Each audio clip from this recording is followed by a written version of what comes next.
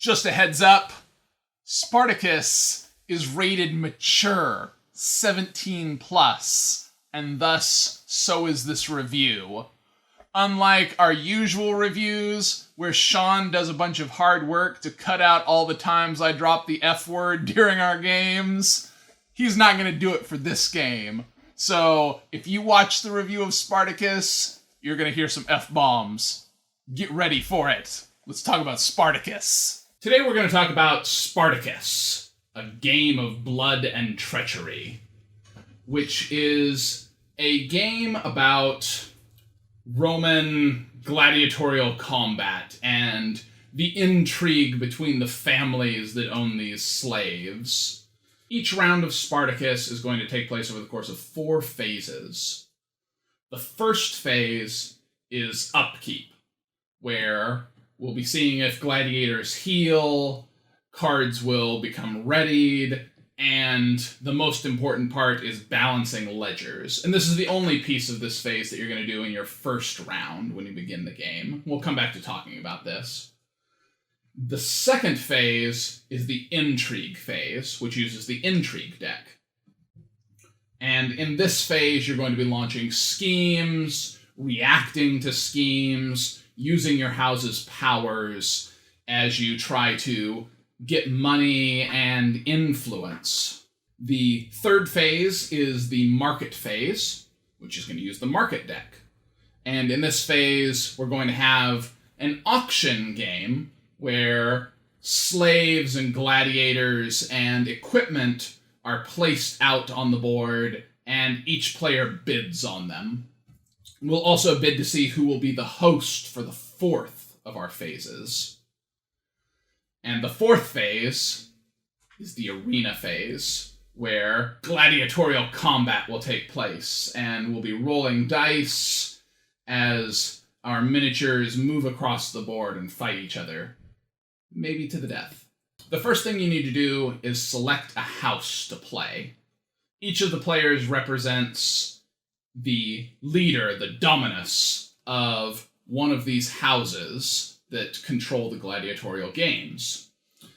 And each one has different powers over here in this box. Each one has a different distribution of gladiators, slaves, and guards at the beginning of the game, different amounts of money. You can make your decision at random, or you can have some kind of a drafting mechanic to see who gets to choose first, however you want to do that. Once each player has chosen a house to play, you're going to look at your starting assets on your board. You'll have a number of gladiators, a number of slaves, and a number of guards, and then a number of coins to take. You'll also get a set of tokens that match your house's crest. The square one is used to mark your influence, and then the circular ones are going to come into play in our Arena Phase later. At the beginning of the game, you'll have your Market deck, and if you look at it and look at cards, you'll notice that most of the cards have a black border, but you have some that have a white border, and say starting slave or starting gladiator on them. The white-bordered ones you're going to want to set aside for setup because these are our starting assets. You'll want to separate them into gladiators and slaves, shuffle up the gladiators and shuffle up the slaves separately, and then give each player their starting assets. So, in the case of House Salonius, I'm going to start with 2 gladiators, 2 slaves, and then 1 guard. And the guards won't be in this deck, in the white-bordered starting deck. We'll have to find them in the Intrigue deck, because they're reaction cards, but they don't have a different border like these do. Once you've given each player their starting assets, they also get a number of coins based on their house. You're ready to begin the game. So here we have House Salonius set up for play. They begin with 2 of these starting gladiators, 2 starting slaves, and 1 guard. The cards that you get at the start of the game, your starting assets, are just going to begin in your household, so everything is out on the table. Anytime you get gladiators or slaves, they just come out here onto the table. In our gameplay footage, we won't use the designations for putting your gladiators and slaves on separate sides of your board, just because we're trying to keep everything really tight so that you can see it in the camera. But you are supposed to separate them out: gladiators, slaves, guards, as they're shown here on the board. You'll also have your gold in your treasury. At the beginning of the game, you need to decide how long of a game you want to play, and that's going to determine how much influence you start with, which is this track here across the top. The longest game has you begin down here at 1 influence, and the shortest game has you begin here at 7 influence. And all the houses are racing to try to get to 12. So, if you want to play a shorter game, and we're going to play the shorter game for you, start at 7. We begin the game by doing upkeep, and we don't have to do most of the upkeep phase in the first round. Normally we would ready any exhausted cards. Exhausted cards have been flipped face down like this. So they would flip back over in this phase. We would roll to see if any injured gladiators are healed. If they have an injured token on them like this, we'd roll to see if they recover. He has recovered, so we would remove our injured token. On a roll of 4, 5, or 6, he heals and is no longer injured.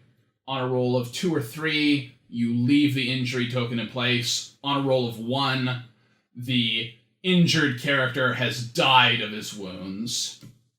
And there are a few different cards that'll let you manipulate your dice rolls on that you can get during the game.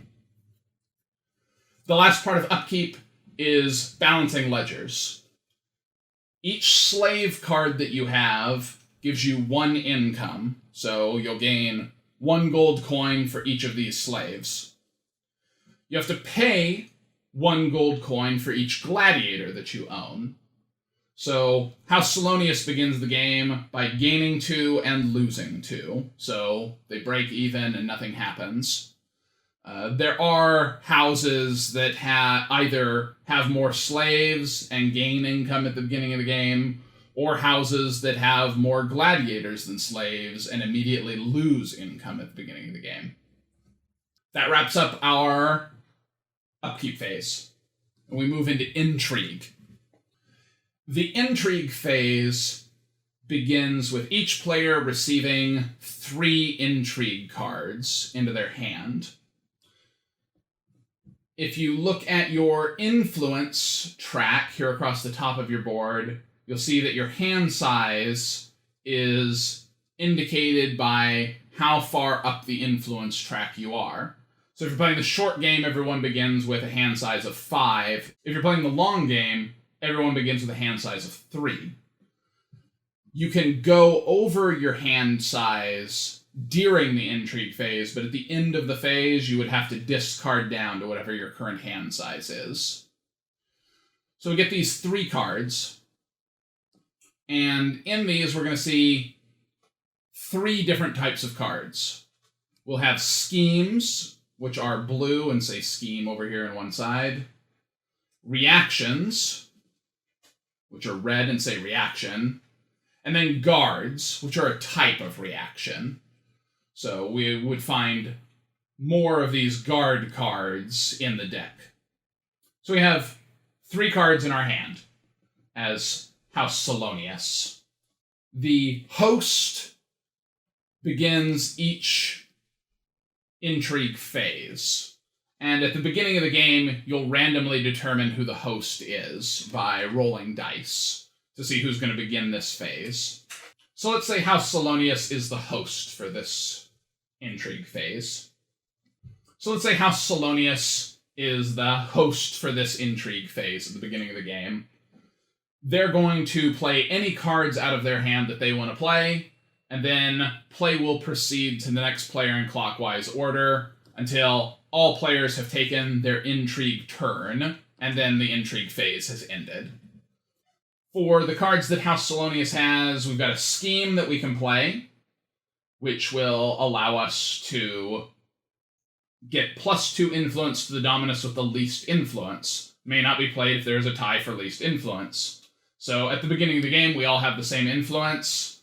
That's not going to do anything at all. A reaction that would let us foil a scheme. So if someone else was trying to use a card like this, we could play our Whispered Rumors card to foil their scheme so that they don't get to do what they were trying to do. And then a reaction card that lets you foil a scheme and retrieve a guard from the discard pile, but it requires 8 influence to play. We currently only have 7 influence, so we won't be able to play this card during our intrigue phase. You can only ever play intrigue cards that have an influence number that is equal to or lower than your current place on your influence track. The Serpent and The Wolf expansion also add intrigue cards that have arrows on them, indicating that the target of these has to be someone who has higher influence than you or lower influence than you. And these could not be played on someone who had the same influence as you. So there are a lot of cards that have high influence on them, and you might not be able to play those, especially if you're playing the long game. If you're starting with very low influence like this, you wouldn't be able to play any of these cards. In those cases, you need to form alliances with the other houses and ask them to lend you their influence for the turn so that you can play a card. You don't have to tell them what that card actually is, and in fact, you are forbidden from showing them that card to confirm what it is. So, you could say to another player, hey, if you help me out and give me your influence for the turn, I'll play this scheme and it will help both of us, and then turn around and stab them in the back. And that's a big part of this game. As it is, since these 2 cards aren't going to help us at all, and this one may be helpful later in the intrigue phase if someone else has a scheme that we want to foil, we'll probably go ahead and discard both of these. In the bottom left-hand corner, we have a number of coins indicated on each card, and that's the value that you can discard the cards for in the intrigue phase. So here we'd go ahead and give ourselves 4 more coins as we move into the next phase. And then we'll just hang on to this reaction in case one of the other players uses an intrigue card that we want to foil later. During the intrigue phase, you also have these house powers that you can use. And each house has different powers. Most of them are going to be something that allows you to exhaust some cards to gain influence or otherwise weaken your house. For Salonius, like, one of theirs is pay X gold to lower the influence requirement of a scheme by X. So if there's an influence card that you can't afford to play, you can spend gold to make up the difference. The other one that they have is discard 1 gladiator, 1 slave, and 1 guard to gain +1 influence. So if you are building up a stockpile of better gladiators, you might discard your starting gladiators and starting slaves in order to get yourself more influence so that you can reach that 12 influence cap a little faster. Play proceeds around and each player takes their intrigue turn, and then we're ready to move into the market phase. And in the market phase, we're going to begin by having an open market where any players can buy and sell slaves, gladiators, equipment, anything that's in front of us with each other. We can discuss that. The only thing that you can't trade with other players are intrigue cards out of your hand. once we've finished the open market phase, which will probably be pretty fast in your first couple of rounds at the very least, because everybody has more or less the same thing, we'll move into the auction phase, where we're going to place 4 cards out on the board, face down, and proceed through them one at a time with an auction. So we reveal the first card, which is a starting slave. The starting cards that we had at the beginning of the game have all been shuffled into the deck of market cards, so it's certainly possible that you'll see some of these starting cards come back out. Each player takes an amount of money and places it in their palm, anywhere from 0 to everything you have in your bank. And you're going to take all of your coins and conceal them off the table so that nobody knows exactly how much money you have, and place them out of the way so that you can make your decisions without people knowing how much money you have left. Then everyone puts their hands out and reveals how much money they were willing to pay for each item as we move down. So, Salonius bid 2 coins. Let's say that's enough to buy this slave because no one else bid more. And he adds that slave directly into his household. Now, every turn, he's going to make more money at the beginning during the upkeep phase. These 2 coins go to the bank, and we move down the line and auction off the next of our market items. And this is a gladiator. Gladiators and slaves have 3 attributes that we're going to talk about when we talk about gladiatorial combat. But these determine how good of a warrior they are in the arena. They also, if they aren't a starting card like these are, will have some power listed on them. And some of those are really good, some of them are weaker. This one is Gambler. When any combatant at any time loses 3 or more dice from an attack, gain 1 gold.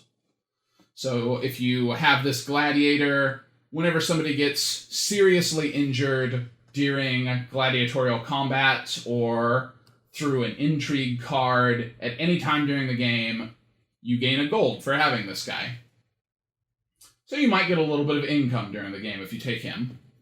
Everybody will bid for him. I didn't bid anything, so somebody else gets that gladiator. We move down. We have another slave, and this slave is not a starting one, so it has a power on it. That'll go to someone. And then another gladiator, which goes to someone else. During this phase, we could also have weapons, specials, and armor come out. There's a lot less of these than there are of slaves and gladiators in the game, but they all have different effects. You'll notice that these and the slaves and gladiators have a coinage marker on them in the same way that our intrigue cards did. This has no bearing whatsoever on their value during the auction phase or when selling to other players during the open market phase. This is just the amount that you would get if you sold it to the bank. And a lot of those values are very low, so it is probably much more likely that another player will buy it from you if you are willing to give it to them. All of these weapons, armor, and specials are going to be relevant to gladiatorial combat. During the auction phase in the market, if at any point 2 players offer the same amount for something, say 3 coins, those players will set their money down and then have a second round of blind bidding to see which of them wants to get it more, and then that person spends all of their money and the other person gets their money back. The last thing that gets auctioned off in the market phase is the host token. And the host is going to be the person who chooses who and how many players are involved in the arena combat in our last phase in the round. The host is also going to get 1 influence for hosting the games. And remember, the point of the game is to have the most influence to get to 12. So being the host is a very prestigious position, and it gives you some amount of influence over what's happening in the next round. Each player bids on it, and whoever wins becomes the new host. If nobody bids on a card during the auction phase, then that card is just going to be discarded because no one wanted to take it, if everyone just bids 0 and reveals that. The host token, however, is going to have to go to someone. So if no one bids for the host token, then everyone just rolls a die, and whoever has the highest roll becomes the host for that phase. It's most likely that this would happen for the host token when 2 players both reveal the same amount and then had to bid again and both revealed nothing. Then those 2 players would each roll a die, and whoever has the higher die becomes the host and would pay their money. And then that's the market phase, and we move into arena combat, the last of our phases. And this is going to be a skirmish tactical arena combat. Whoever is the host from the last phase, the market phase, is going to begin by being honored and gaining 1 influence. The host then invites players to send a gladiator to the arena. They can invite themselves, or they can invite someone else. So they will invite a player to send someone to the arena, and that player can accept or refuse. If you refuse, you lose 1 influence. If you accept, then you need to choose one of your gladiators or your slaves to send out into the arena. And you make that choice. So let's say that the invited character is sending out this slave to fight. Each of the players will have chosen one of the miniatures that comes with the game, and the first person places their miniature here on the 1 in Roman numerals. The host, seeing that this other player has only sent a slave, is going to send out one of his gladiators to fight so that he can probably gain a pretty easy win. And he starts over here on this Roman numeral 2. And now we need to look at these cards in a little more detail. These are both starting characters, so they don't have a special power. They have 3 colored stats. They have attack in red, defense in black, and speed in blue. The game comes with red, black, and blue dice. The number for your stat is just the number of dice that you're going to have. So for this gladiator that House Salonius is sending out, he's going to have 3 attack, 2 defense, and 2 speed. And this slave that is being sent out by the other house has 1 in each. Just to make this a little more interesting, and so you can see weapons and items in play, we'll give this slave a sword so that he has something, some chance of winning. And House Salonius is going to send out a guy with a shield and a javelin, so he can make speed attacks at range. We would do tribute if either of these characters was already had the favor, if they'd already won in the arena, and we'll talk about gaining favor, and we'll talk about gaining favor later on in this phase. Those characters would get money for sending their champions into the arena. Now, all of the players get to place bets on the fight. Over here on this side of the board, there's victory for this character, and then victory for this character. Victory pays 1-1. And over here, we have injury and decapitation. So all of the players can bet any of the money that they have in their pool, and there's a maximum wager on each of 3 coins. So House Salonius is going to bet heavily on himself to win, betting 3 coins, which is the maximum. And he's also going to bet that he will injure this slave, which gives him a 2-1 payout if he is correct. This is what your little round tokens with your house marker are for. You just put them on top of your wagers so that that's really clear. The bet to injure just means that someone will be injured at the end of the match. Not necessarily... You aren't betting on a character to be injured. You're betting that the match will end in injury, or the match will end in decapitation. The other player who has sent out this slave to fight would probably like to also bet that this better gladiator is going to win, but you can't bet against yourself. So you can never wager that your character will lose and throw the match. You can only ever bet on yourself for victory. But he can bet that the match will end in injury also. He's going to bet 1 for injury and 1 for decapitation, and hedges bets a little bit, hoping to make some money.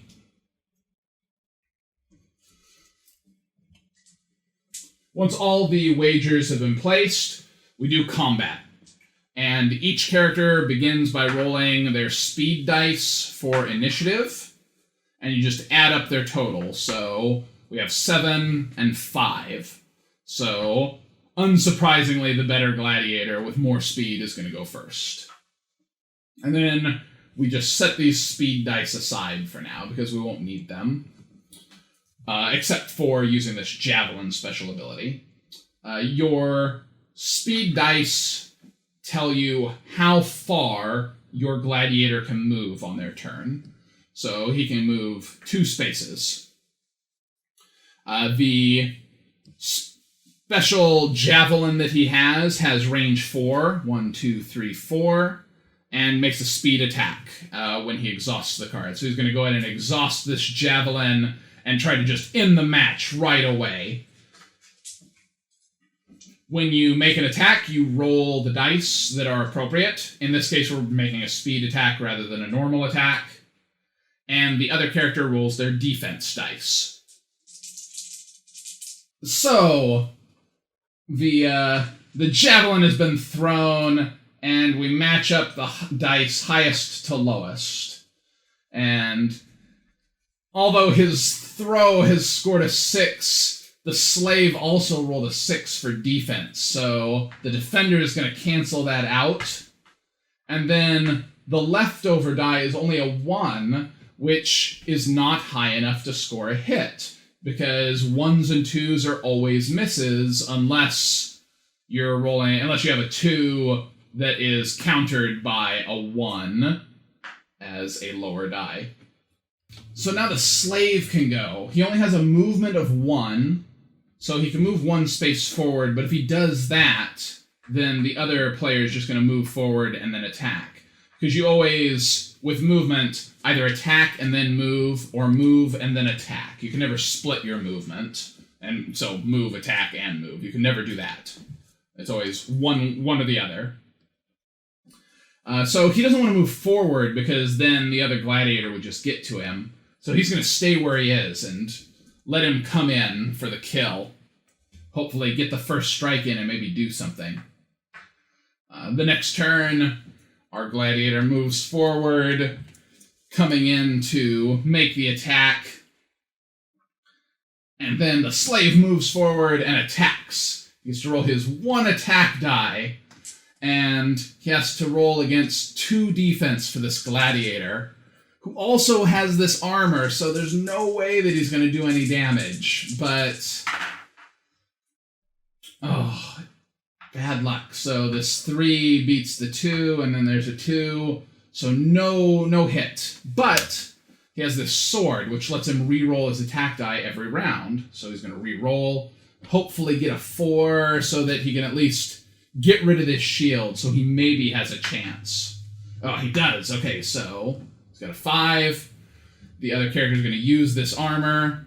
So now he has nothing left. It's just dice versus dice and a sword.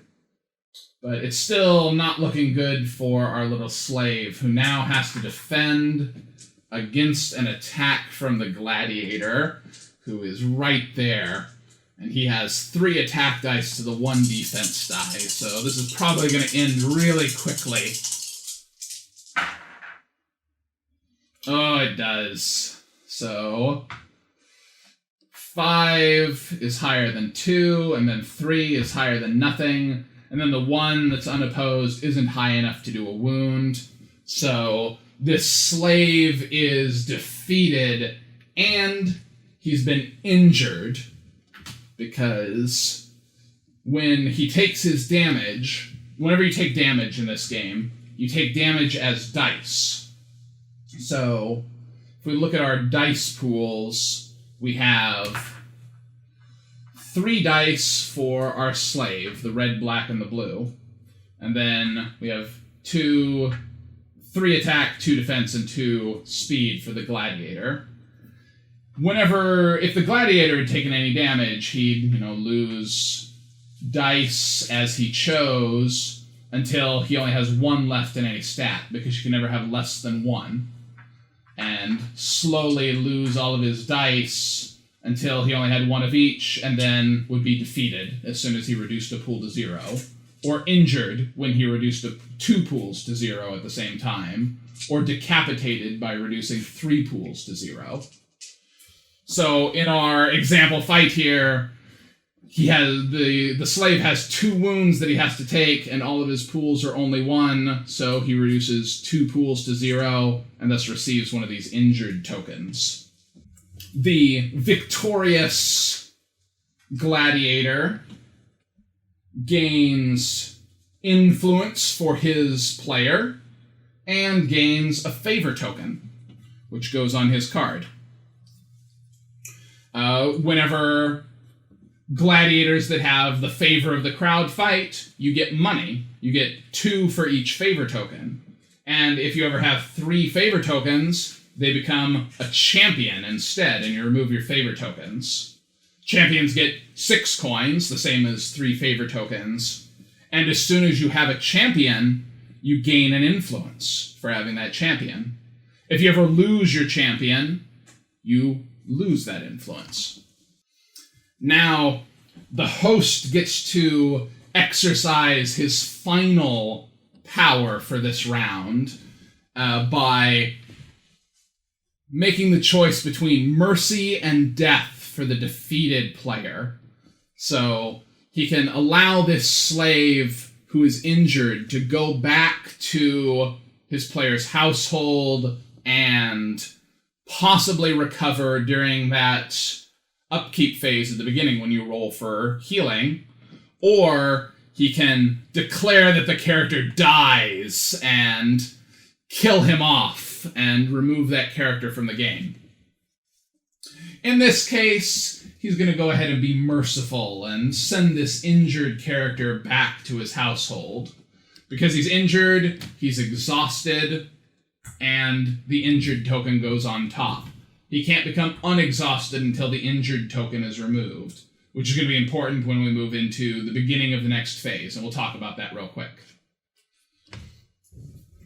The wagers get paid out, so House Salonius bet on himself, so he's going to get 3 coins for that bet.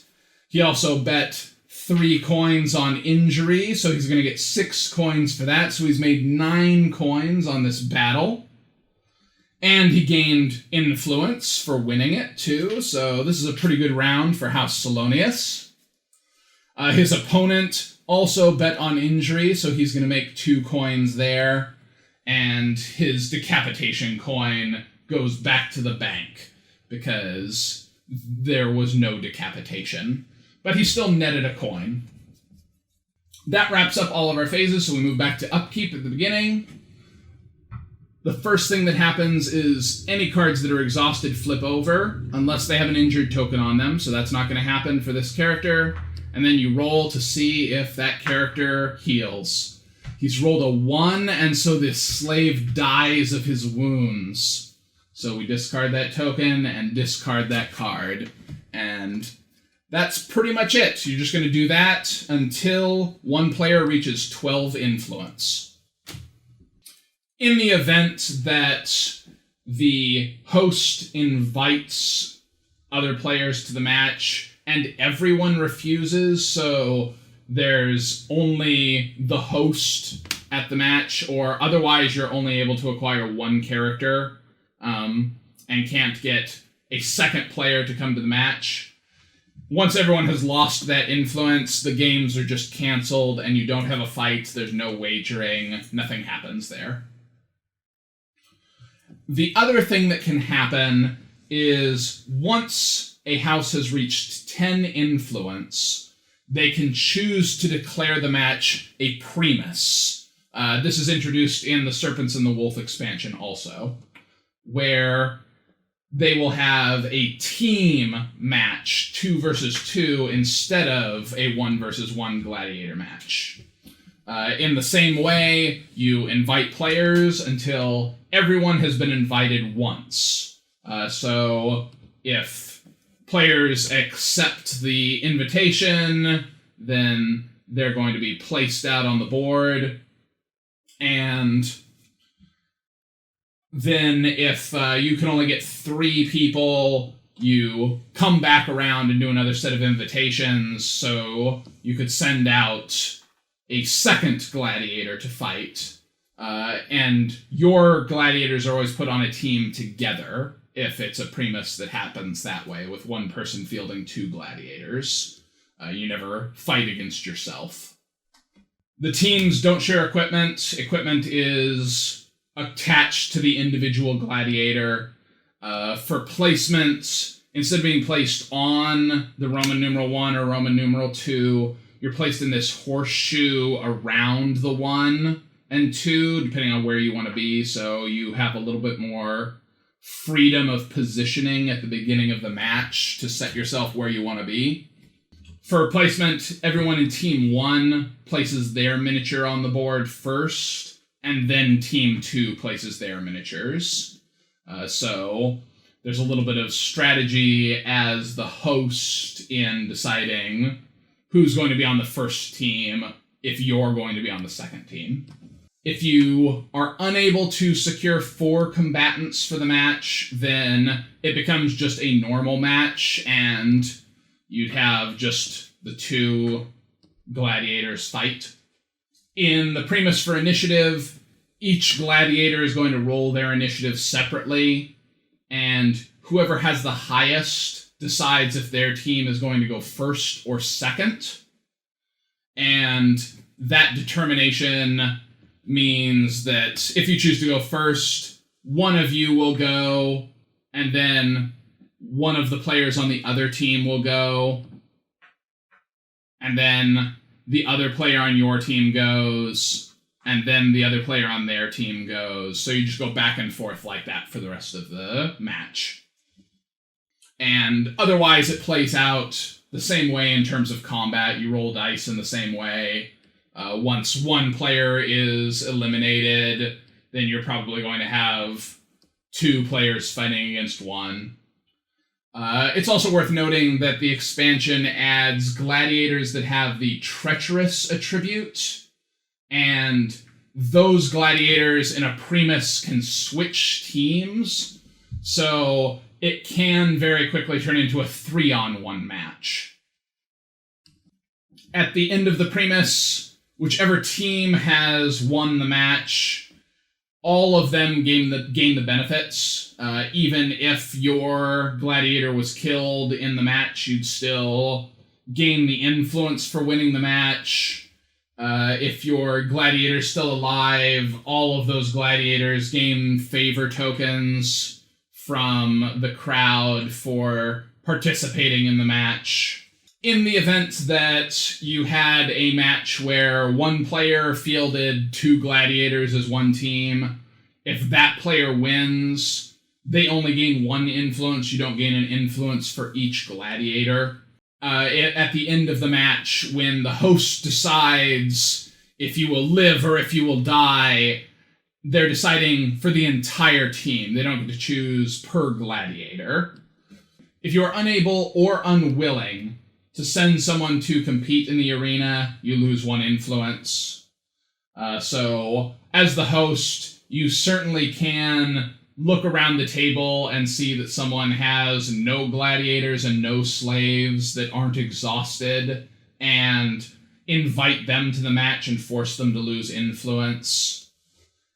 One of the things that happens throughout the entire game is bribery and side alliances. So if someone is the host, you can offer them money to invite you or not to invite you to the match. The game ends at the end of the phase in which a player reaches 12 influence. So as long as they still have 12 influence at the end of that phase, the game ends and they win. Unless multiple players end the game with 12 influence in that phase. And then, depending on how many players end with 12 influence, you have to look in the rules at how that tournament plays out, because you'll settle who is the actual winner by having one final gladiatorial match. If only 2 players reach 12 influence, it's very straightforward because you just have each of them fight. But if you have 3 or more players that all have 12 influence at the end of the same phase, then there are different tournaments that determine who is going to fight whom when, and you'll go through a series of gladiator matches at the end of the game there if you have a multiple way tie. Okay, yeah, so everybody's got their stuff for setup. We've got the upkeep phase, so you gain money for your slaves. 1 coin for each slave that you have. And then you pay for your slaves, pay for your gladiators. So whatever you net there gets paid. So Cassandra gains 1 coin, you pay 2 coins. What about you? I don't. Probably going to exhaust gladiators. Yeah, that's what we were talking about. Yeah. Let's roll. Oh, well. I rolled a 3. Sean rolled a 6. Right. Ha ha ha. Rolled a 1. Here you go. Okay. You are the host. So you will begin the intrigue phase. Right. It's good. It is. I don't know what I'm doing. That's So fine. I just play cards? Or don't? You can play any of those cards or not play them. What happens if I don't? Do I lose my ability to play cards? Nope, or? you'll hang on to... Well, yes. You'll hang on to those cards. You won't be able to play schemes. You'll only be able to play reaction cards out of your hand. Okay. Because then, if I launch a scheme to screw you over, you'd react to it. Okay. I guess I play robbery and take 3 gold from you. From me? You're a target dominus. I You use one of your guards to don't react to know that? if I want to use one of my guards for that. Do I want to use my special power? No. It's not helpful to me right now. You know what? No, that doesn't do me any good either, because you're not getting gold from the bank.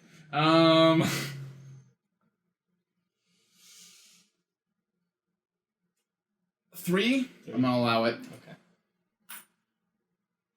Alright. But I'm gonna remember it. That's fine. Any other schemes you wish to launch? Oh, so like I do all of the things, and then it moves on to the next person. Yep. And then it'll move on to me, and then it'll move on to Cassandra, and then it'll move on to Daniel. Okay.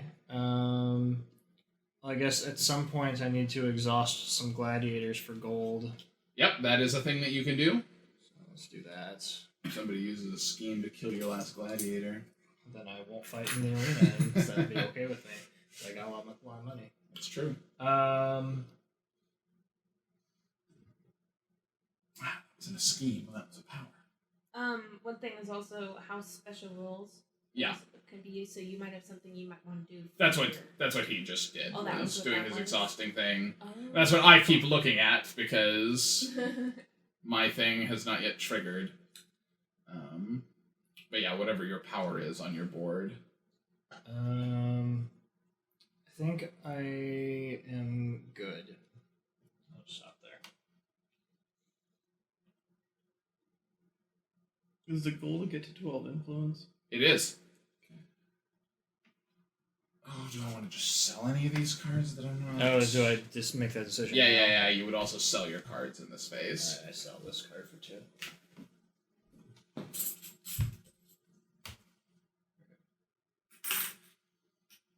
And someone's gonna play a card so I can take all your money.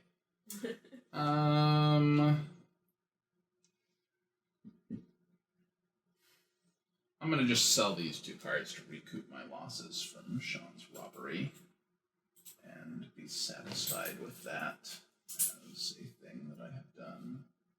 Oh, there's no change. That's fine. I'll just take 3 that way. So that's you, Cassandra. All right. Tullius.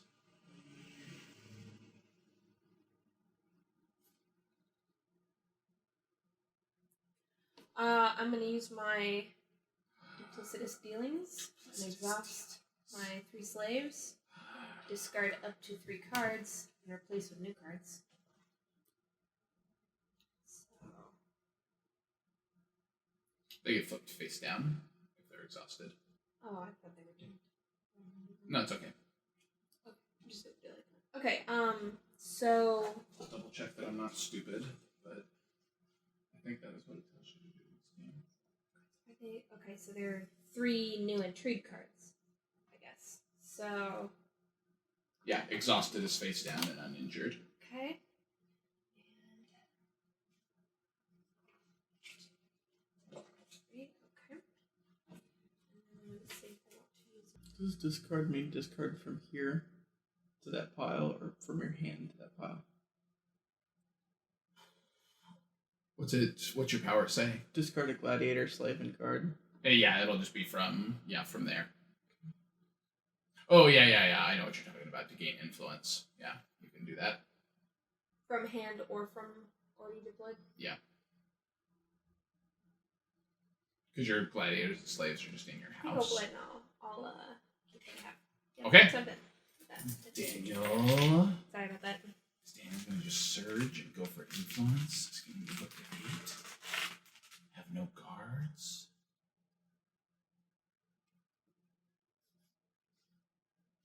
Or does he? I'm not It's going to do anything. Slonius is a tricky bastard. He's doing nothing. Okay, we move to the open market phase. Oh, he does have a card. He has 1 card. Yeah. To the market phase, the first step of which is open market, where we can freely sell cards to each other. Oh. So you could offer to purchase someone's really nice slave or gladiator or armor or weapons in this phase. I'm assuming that since we all have just junk starting slaves and gladiators that no one particularly cares at the moment. But if you want to try to talk somebody into selling you something, go for it. Well, my slaves are exhausted. I don't know if I can sell them like that. Yeah, I think you can. We do have gladiators. Okay. I'll give you some of those coins I stole from you to buy one of your gladiators. You off. go to hell! Alright.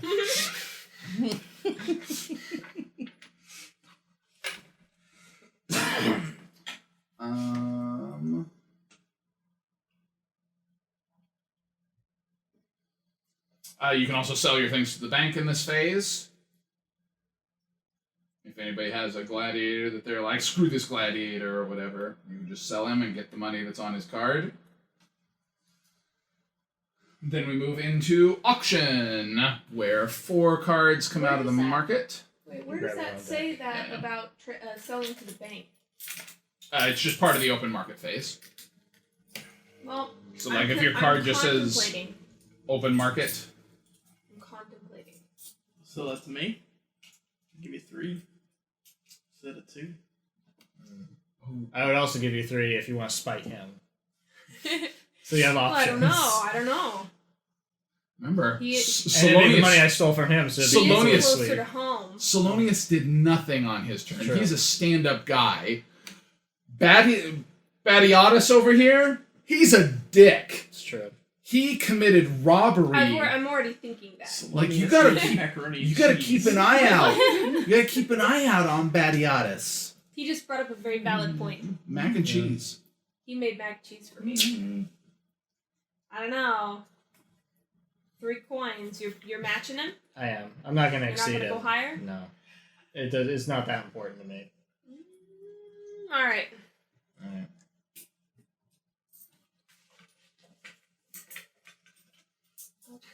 Things traded hands. Anything else for open market? Everybody's good? Okay. 4 cards come out in the auction phase. And we reveal one at a time what they are. A nice suit of armor is for sale. How much defense? The opponent's unopposed attack dice wound on a 4+ instead of on a 3+. So, give yourself a little bit of, give one of your gladiators a little bit of extra defense. Keep him a little safer, maybe. Anybody interested in it? You just take all your coins and take them into your hand and drop them on the floor so that you can't use them. And then we'll all just stick out our fists and reveal what we have in our hands. Don't do it yet. It was an example. Oh, okay.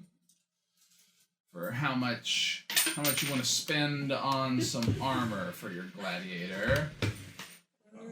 So, max bid will win, everything else just gets returned? That's correct. If we have a tie for maximum bid, then those 2 players will do a second round, or 3 players will do a second, or all 4 of us. Like whoever tied.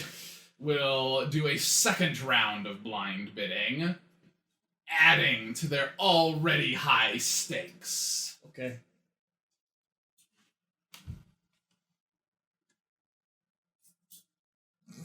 Yeah.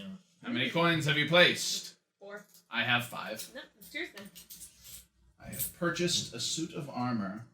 I don't know if that suit of armor is like actually like super valuable or not. I don't know. It's not bad. Okay. I don't recall if there's like different. He and I on the same page. Like that's really not. I'd be happy to something. I'd be happy to rent it to you for a fight if you'd like it. I'll give you the 3 coins it took from you for that armor. Lugo is a gladiator who is for sale. Is he not garbage? He is 3/3/3. Mm. He is boisterous, meaning that he is you can exhaust him at any time to refresh one of your uninjured gladiators or slaves. Oh my. So he'll let you unexhaust other cards That's very by exhausting interesting. himself with his boisterous nature. I'm very. You can bid any amount you would like on... Very rigorous slap ass.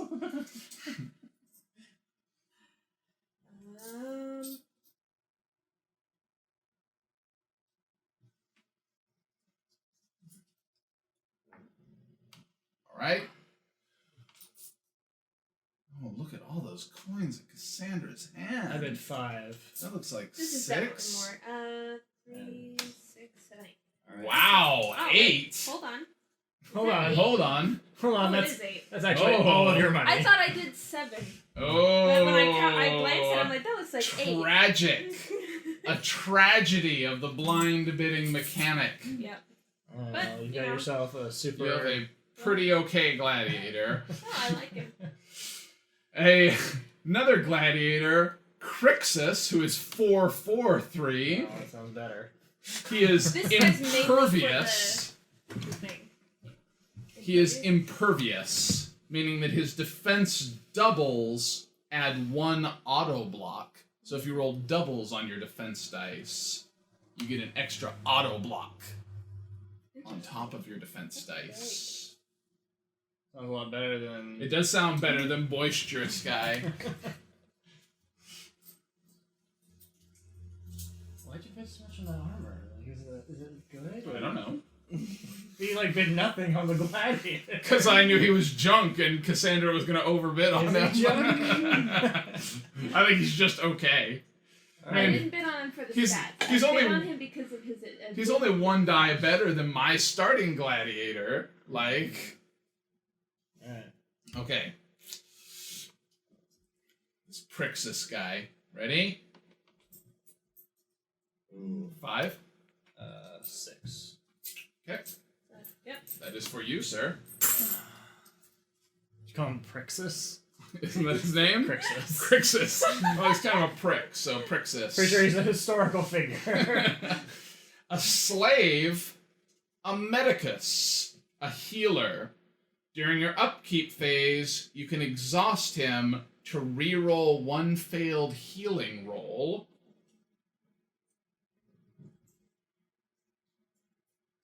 I don't know how healing rolls work.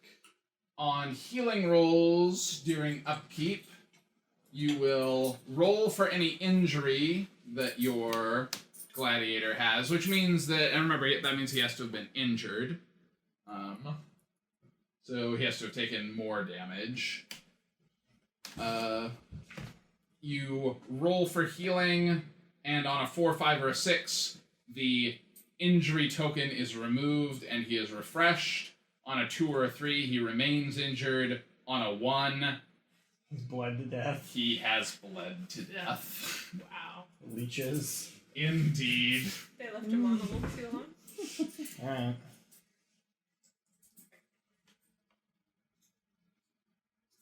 Sorry. It's fine.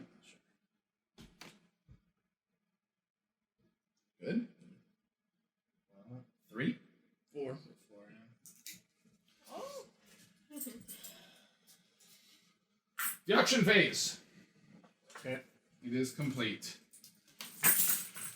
We now, the last part of the market phase, is bidding to see who will be the host for the games. This is another blind bid auction.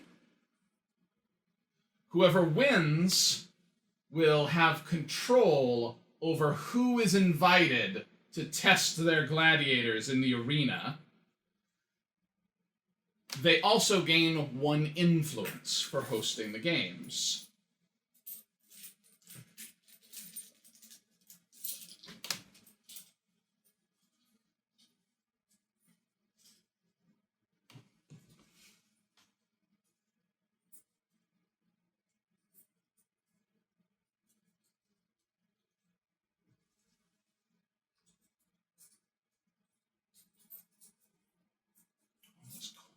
All those stolen coins rattling around in Sean's hands. Are we done?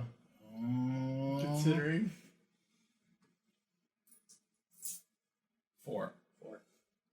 Ooh. You guys A have second to- round of blind bidding.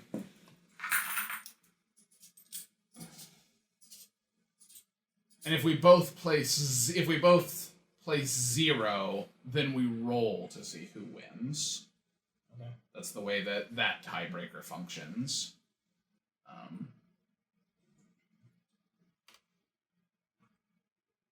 Go for it. Okay. I am the host of the games. I will gain 1 influence for hosting the games. That comes next. Yep. So you could probably just do that. So now, we first must honor the host. I gain 1 influence. Who wishes to compete in these games? Would anyone like to, offer me a little something under the table? I will accept an invite. Would anybody like to, offer a little something under the table while I'm not looking? Just real slyly, to get invited to these games, or to not be invited to these games with your weak ass gladiators. I bought an awesome gladiator. You bought an awesome gladiator. I don't care. I think it's Daniel's the one who has weak ass gladiators, isn't he? No, I got 3 2/2s. You think that those the two of you 3/2-2s have the weakest gladiators. Those 3 2/2s can stand against these 4 4/3s? No. Well, maybe. Oh, I don't know. But if you lose in the battle, you don't lose influence, right? That is correct. So, if you guys stuck in a situation where Crixus was going out, he might just send out a slave, just be like, whatever. It's I'll true. just throw the fight. And Or he might... he can't bet on, his own... You cannot bet on yourself to lose. This is the other thing that will happen in the arena phase. We will place wagers on who we think will be the winner, or if we think that they will just be straight up decapitated, like if you send a slave out and Crixus is going to go fight, we're probably going to bet on that slave's going down. Yeah. Or if they're just going to get injured and have only one of their 3 last dice remaining instead of having all 3 gone and being decapitated. So this is the rest of what's happening here, and it's this skirmish warfare thing. Nobody wants to, give me a little something for consideration to fight? You're already gonna pick one of us. Well, 2 of us. Yes. I could pick myself. Maybe me and Daniel. Maybe me and Daniel will send our weak ass slaves out to fight. Slap fight. A little slap fight out in the arena. No? Nothing? That's a thing in this game, you guys. It's supposed to happen. Alright. I think I'm gonna invite Daniel with his weak ass gladiators. And so now does he immediately either accept or decline? He does. He must immediately accept or decline without knowing if I'm going to invite Crixus to just lay waste to him, or whoever, boisterous man over there, whatever he was. Is that really in the rules? Yeah. I want to see both the fights. No, that's what happens. I invite one person. Is that? Are you accepting the invitation? Are you gonna? That's I'm gonna have to accept the invitation. Okay, you're accepting the invitation. Are you gonna offer me a little consideration to give you an easier time of it, or is one of you going to offer me consideration for an all but assured win in the arena? Since nothing is binding, I feel like he could give you money to say, so you're going to send my slave out, and we'll have slaves fighting, and you just take his money and just send out your gladiator. That's true. That could happen. So, I'm not inclined to do anything right now. But I am a man of my word. You can count on Sepius. Our sigil are twin snakes. An eternal symbol of trustworthiness. Everyone knows that you can trust the forked tongue of a serpent. You're king intakers. Wow! You guys are the worst players of Spartacus ever! Oh, man. Alright, let's do this thing, Daniel. You and me. I'm inviting myself to the arena. Oh. In fact, Daniel, you have accepted the invitation, and thus you must choose who is being sent to the arena before I invite a second person. This game sucks. Maybe you should have offered me some fucking consideration, Daniel! Some consideration! No, it's over. Me and you now. Okay. Who would you like to send to the arena, Daniel? He's got a gladiator. Chose. Oh, he has chosen a gladiator. Yep. Well, I guess I must also send a gladiator then. wearing this shiny armor. Oh no. It's so good.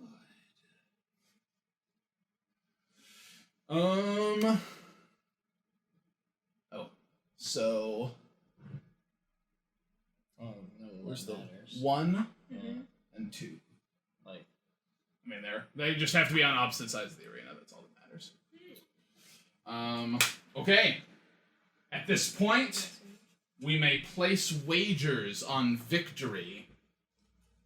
You may bet on me or bet on Daniel. Daniel cannot bet for me to win. I cannot bet for Daniel to win. Would you like to place wagers? Will the match end in injury? Will it end in decapitation? There are such large payouts. An injury and a victory for me. So this is what your round tokens are for, that you'll place your token on. Wait, is this injury for your character or for his? Wait. That the match shall end in injury. Okay. So you're hedging your bets a little. Hmm. I'm gonna bet on myself. can't you not bet on yourself? I can't bet on myself to lose. I can bet on myself to win. Huh? What? You just run away from him? What? You just run away from him? No. Why not? Because then the game will last 5 hours. He Who will wants catch to you. sleep tonight? He will catch you. Injury's still a win for you, isn't it? Injury is a win for whoever wins. For whoever doesn't get injured. If you place a bet on injury, you're just betting that whoever wins is going to injure their opponent. So And what does victory mean? Just victory that overall? I will just win, or Okay. Daniel will just win. Okay. And then decapitation, just straight up murdered. I think I might actually. What? Wow, no one has any faith in you there, Daniel. Okay.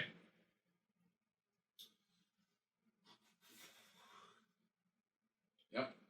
So, you're going to take dice equal to your pools.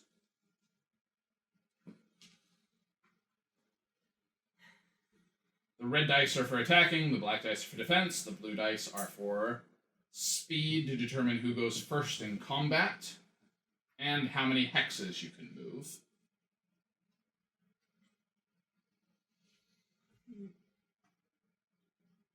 So you guys roll blue dice right now? Yep, so we will roll our blue dice to determine who wins the initiative. I have 9. Oh, 13. Okay, then you have the initiative. When we attack, you can attack into adjacent hexes unless you have a weapon that allows you to attack further away. And you'll roll your red dice unless you have a weapon that has you roll different dice. And the other person will roll their black defense dice. Oh, he moved. Yeah. I'm gonna go 1, 2, and attack. Oh no, I can't attack. I thought I was gonna get into the right spot. You should run away. Throw your net at him. I don't have the net or the trident. All you got is a belt. Come on. Take off your hat. Come on. Let's do it.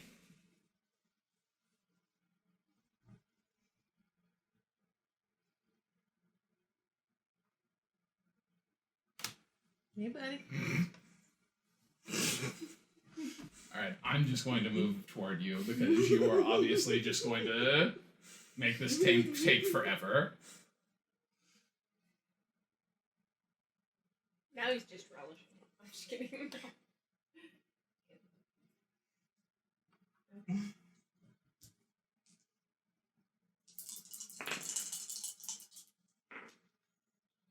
I have a 5, He has a 5.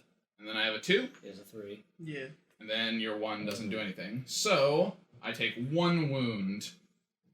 And I will go ahead and give up one of my movement dice. Why does the 1 not do anything? Because it's too low, even if I didn't have armor. And I do have armor. Oh, okay. Oh, he moved away? You either move, then attack, or attack, then move. You cannot move, attack, and move. Okay. So you just end up skipping. Or you want to not attack him. Well, I think he does, because that was honestly the best thing you could have done. I To get attack. the first hit in, you did good. So your 5 beats is 4. Yep. And that's it. You only have 1 defense? Yeah. Okay, then you take 2 wounds and lose 2 dice. Okay. Now you get to pick which dice. That is you want. correct. You choose which dice you are need to have losing. your dice organized for him.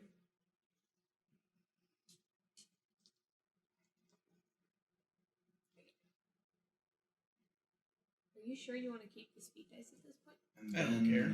You don't. I move He's 1. dead. I don't give a shit at this point.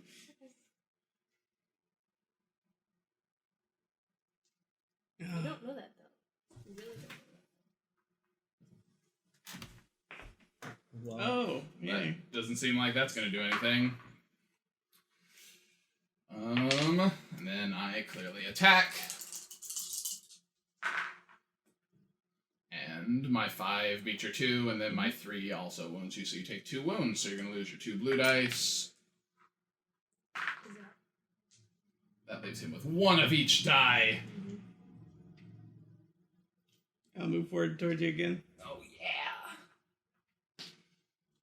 oh, that's a 6. Oh, well, come on, 6. 6. Block it. Oh, let's see if I can just absolutely crush him and decapitate him so Cassandra doesn't get her money. I'm still gonna get money from Victor. 5, 3, 2. He has a 2. I don't think he rolled. Oh. 3, okay. So you take 2, so you are injured.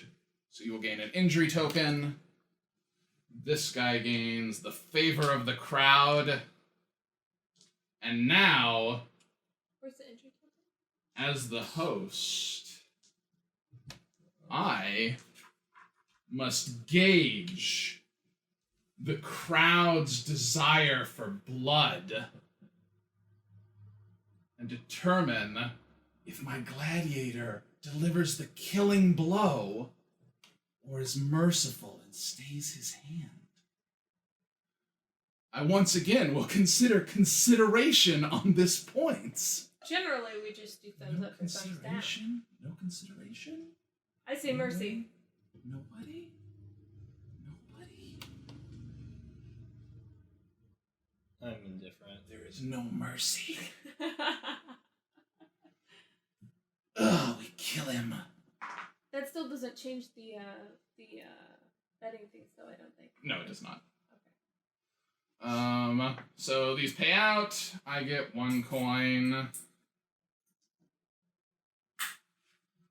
Sean apparently gets 1 coin. Wait a minute. Cassandra gets 1 coin for this one, and 2 for her other. For him being injured. Gamble paid off. That's Spartacus. It's just that over and over and over. It's good to be able to get armored things and weapons. Seems true. Gets more engaging. Alright. It's good to offer some fucking consideration to your host, you guys. Consideration. So now I gained 1 influence for being the winner in the arena. We settled wagers. I gained favor on this guy.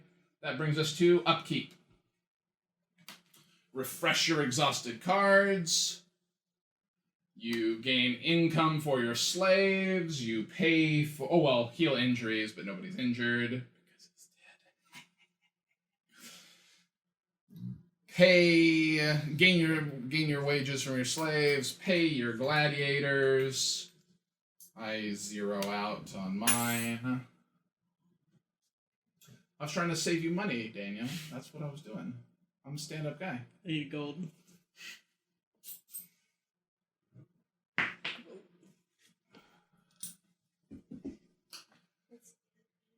Intrigue Phase. Everybody gets 3 cards.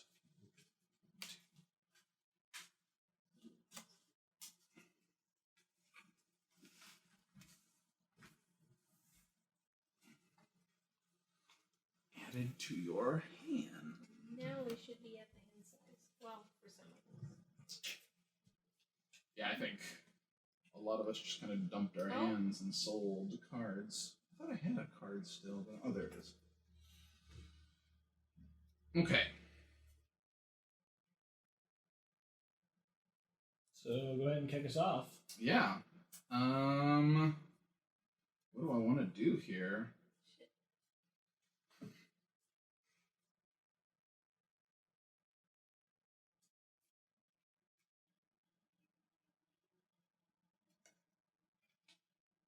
You know what? I don't think you get to play your guard like out of turn. Oh. Yeah. Well, I mean, as a reaction, you could. If like I do a scheme that tries to screw you, you could play it. But otherwise, you wait until it's your turn. Otherwise, yeah, you hang on to it until it's your turn.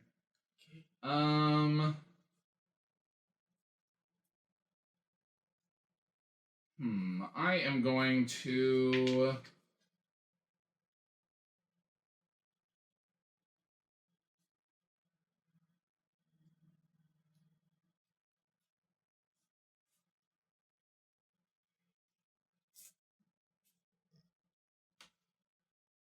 Yeah, I will set hands to a purpose.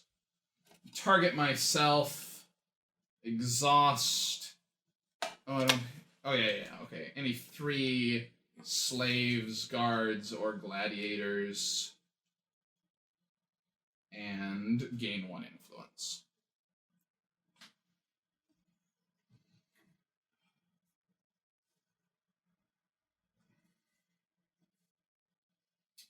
I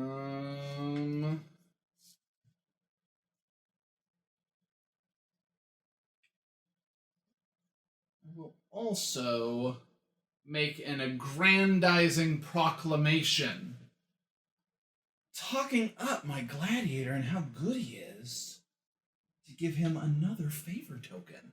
Really? What's the card you have? Yeah. It required me to have 8 influence. Dang. I am good at that point. Okay,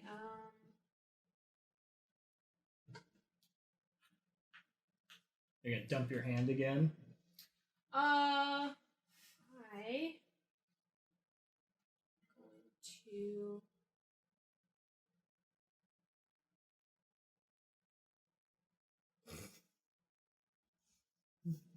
She got 3 attendants for her slaves.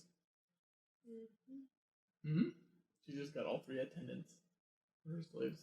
Attendance? Yeah, I got convicts, debtor, and a medicus. Oh. I didn't even look to see what mine were. are all girls. I'm exhausting my 3 slaves. I got a cook and an attendant. I am going to discard up to 3 cards. Actually, no, I'm not. You know what?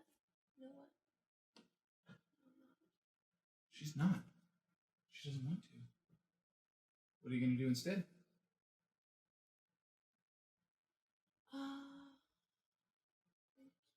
Slaves. Is there anything else I can do with slaves at this point other than, like, sell them or... Send them into the arena. Yeah, you can send them to their deaths in the arena. Right now, there's nothing that you can do with those slaves. Like, you can't even sell them in this phase. Could discard them. Yeah, you could use a scheme or a power on a card. Like, I exhausted things to do my card.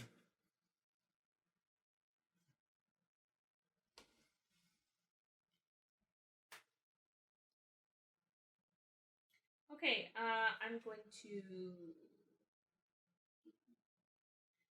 thing I'm going to do is sell 2 cards. Okay. Dump those schemes and gain your cash. 5? Is that a 2 and a 3? Oh no, it's 2 2s. A 4. Yeah, she needs to collaborate to get 12 to play that card. She could have. I would have been happy to collaborate with you. Yeah. Maybe I didn't want to collaborate. Yeah, we could have easily teamed up. Besides, I don't know that you would have been willing to pay all of that. Because I still would have had to have somebody else. And I don't know that you guys would have believed. It's true. There is that possibility. Well, you just asked somebody to lend you their support for the round. Like, That's a lot of support, though. well, it's all of us have, more than 6 support, so any 2 of us could play that card together. 6 influence, because you don't. I figured it would be more trouble than it was worth. Your influence doesn't like go down as you spend cards. You have that amount of influence, so you can do any schemes that are that amount or less. Mm-hmm. All right. That is you. Wait. No. Hold on. She said this is the only thing I'm going to do, so I assumed that was true. No. Okay. Yeah, I was right. So, All right. Salonius. He plays a card. He's so cautious. That's all I got. Okay. Okay. You use any of your specials? Oh.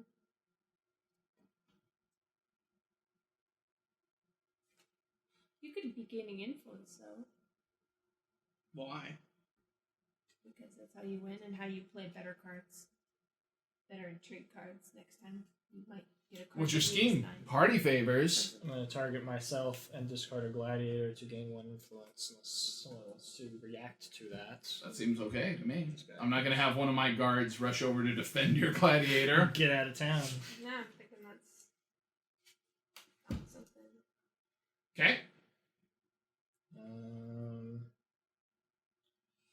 Wish I had a card like that. Pretty good. I wonder if he sent him to his death, though. I wonder. He needed influence. Did you, It says party favors, so I'm going to guess he gave him to someone at a party. He was like, hey, you like my gladiator? Here you go. He's a good, strong fighter. Yeah.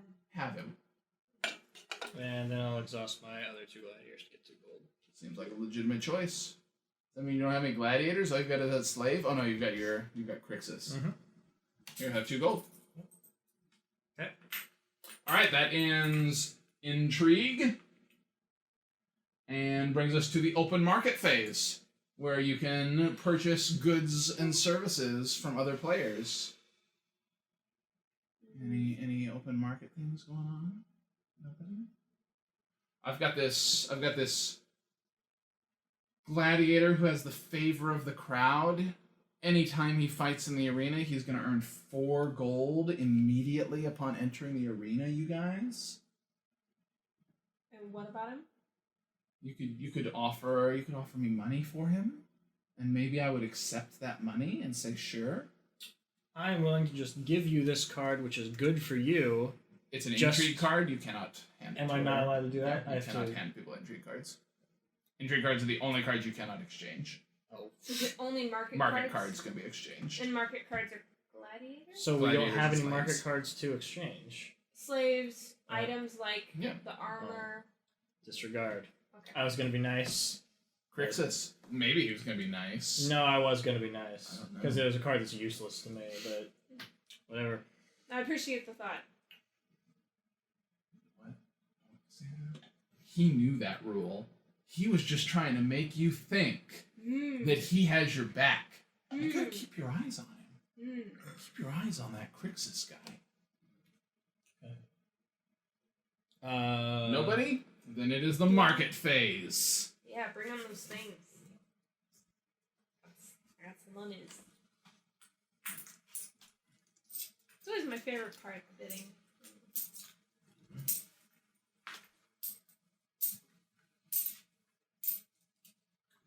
A slave girl, Mira. She is exceptional. During the Intrigue phase, you can exhaust her to gain 2 gold. It's during upkeep or intrigue? Which one did you say? During Intrigue. So Upkeep, she gives you 1 coin, and then Intrigue, you can exhaust her for 2 more. I am thinking hard.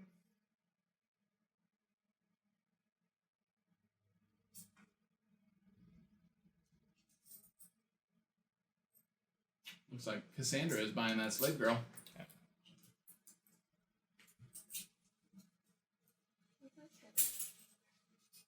How about another slave girl, Drusilla? She's a body slave. During the Intrigue phase, you may exhaust her and pay the bank 2 gold coins to draw 1 Intrigue card. Sweet. That one's sweet. Extra Intrigue cards.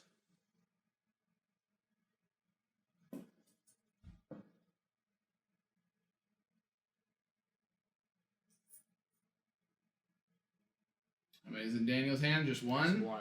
2? Make it for the camera. It's like, you have purchased yourself a slave. So Well, I actually didn't think I would win that one. lots of slaves. A hammer. You may exhaust this before resolving wounds. After all other abilities, attack dice win ties instead of defense dice winning ties if you have a hammer. Nice. Once, because you exhausted. Yeah. So, once each combat, you can beat their ties.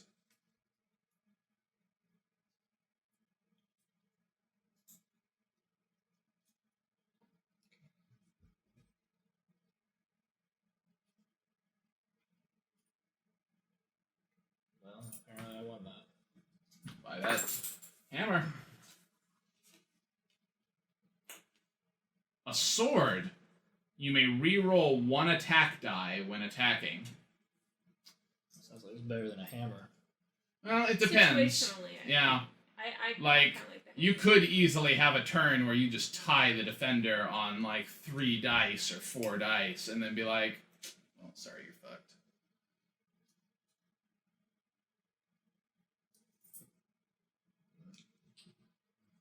Three?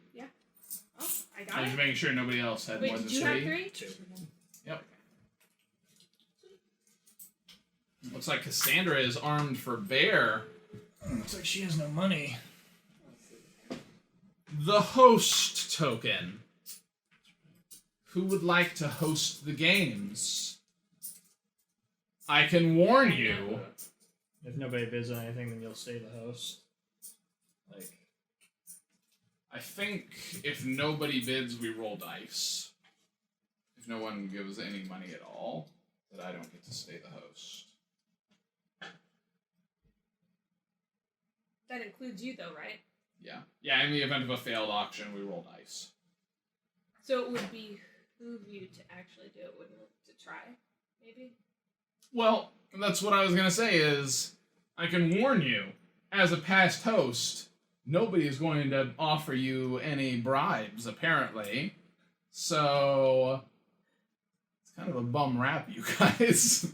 Well, it was the first, It's true.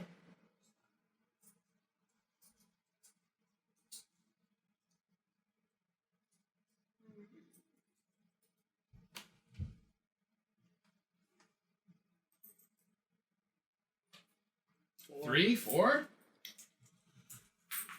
The host.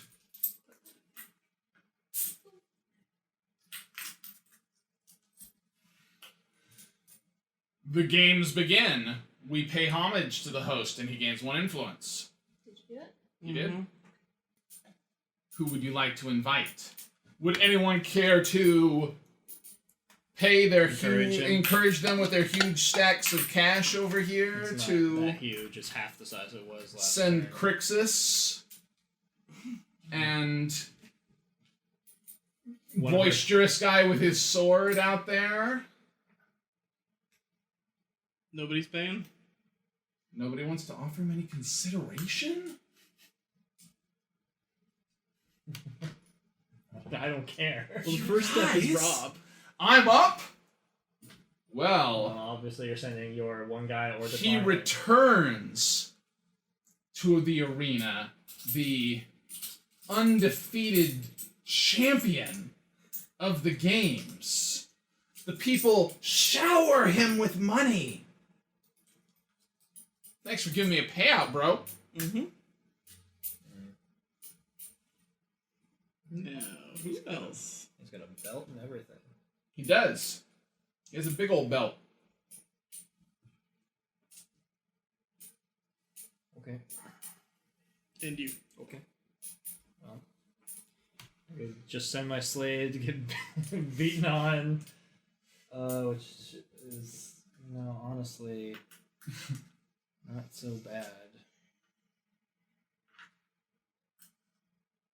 You send your slave out with a hammer. See if it goes anywhere. Would I lose the hammer though? No. Sure. Yeah.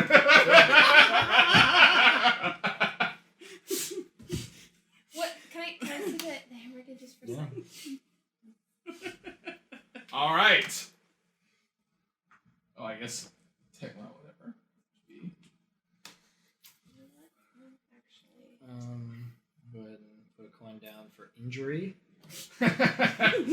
Wagers are made. Wager. Until you put that hammer out, I was gonna put it on decapitation. Yeah.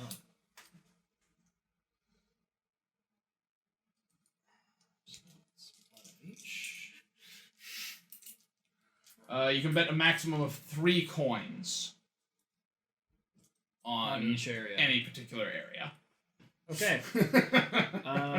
Roll your initiative. I roll a 6. I also rolled a 6. I believe that I win because I have more dice. I am almost confident that that is the case in ties on initiative.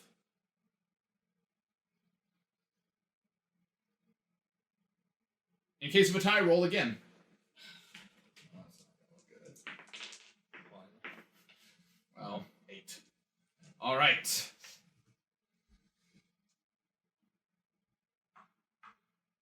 Strides out confidently. He knows he can take this slave boy.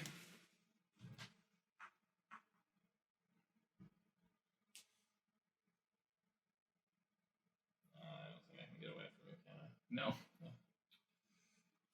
Faces destiny head on. Oh, yeah. It's time to bring the pain.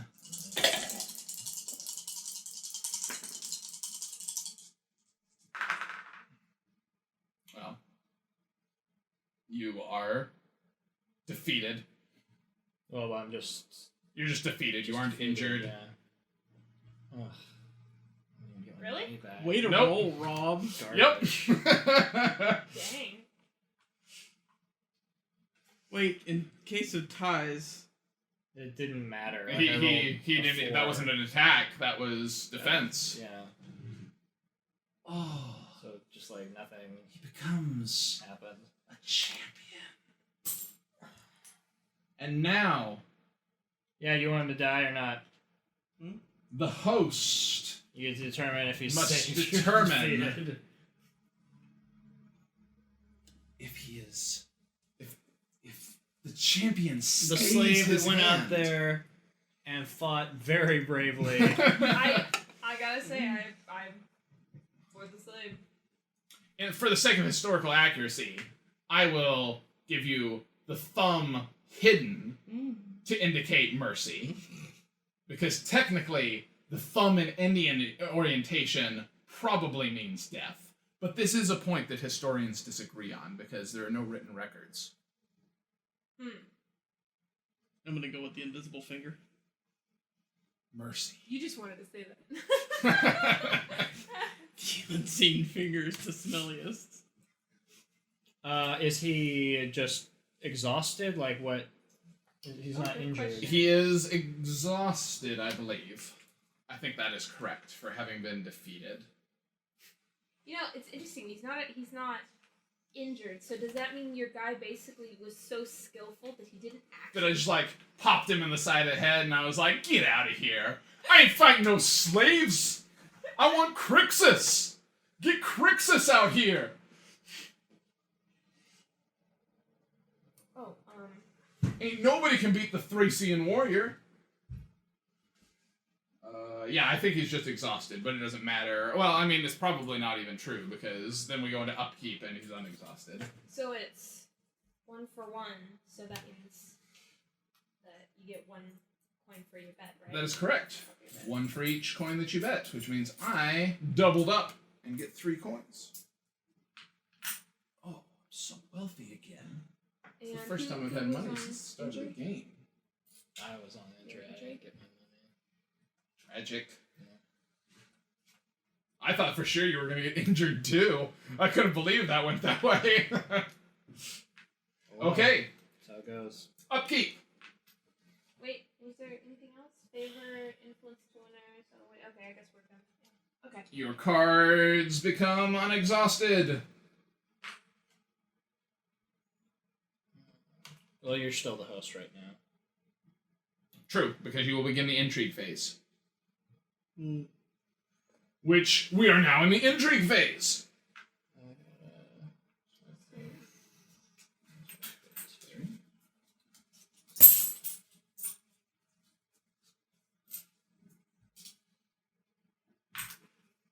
Added to your hand of cards.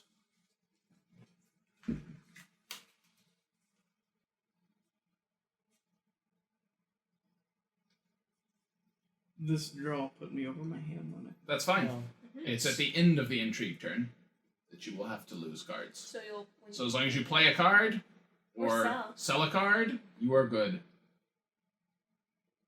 By 3.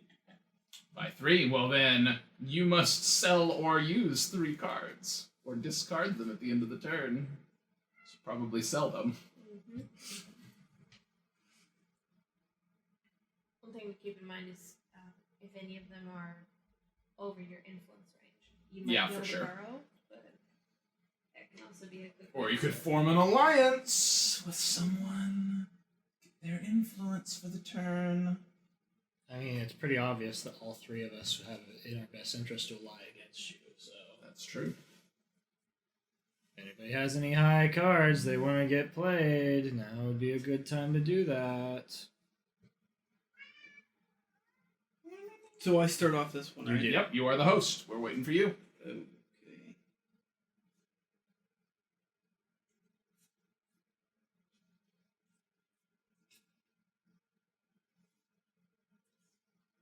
Rob, choose 1 ready slave and discard it. One of my slaves? This attendant or the cook? I'm going to send away my attendant so that I can... Gotta keep the food rolling in. You know, Thracian warrior here. He needs to eat.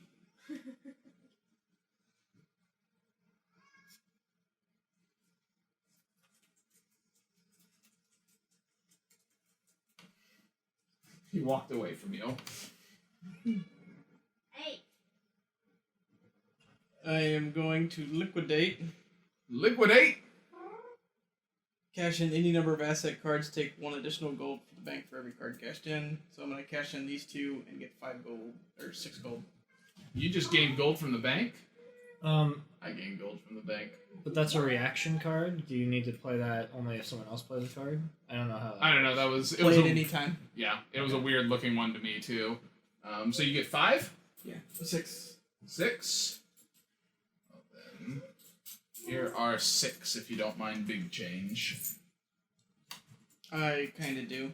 Well then, 1, Here, I can do it. 2, 3. You could take 3 After gold, you. or just give me 3, and you take 3 because you get -1 influence. Oh, I see. I lose an influence but gain 3 gold. Yeah. And I'm handing you 3 gold. Did you just cash in your 5 or did you throw the 1 in too? I threw all of them in. Okay. All right. And I need one for having one more slave than I do gladiators. That was in the beginning. That was in the upkeep phase that we already moved past. Did you not do it then? No. You're a bad person, Daniel. I'm awful.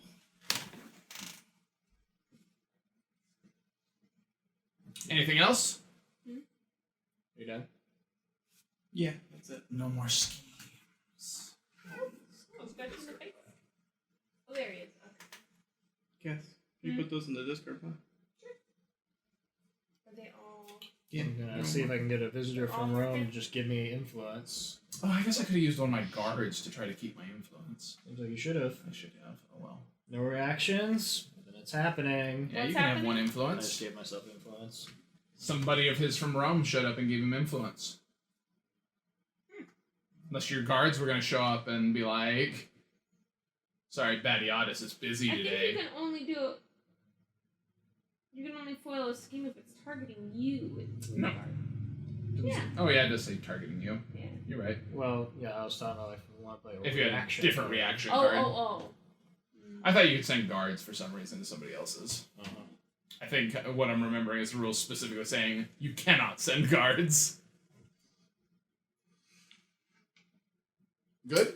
I'm gonna see if you want to use one of your guards, because we're gonna see if you want to pay the bank 5 gold or all of your gold observers less, which is 5 gold. So Ooh. probably that's a good time for you to throw a guard 5 out gold there. is pretty tough. Yeah, I'm gonna see if one of my guards can stop that tax collector and punch him in the face. Well, that is a fail. Fails. I'll have my other one attempt it.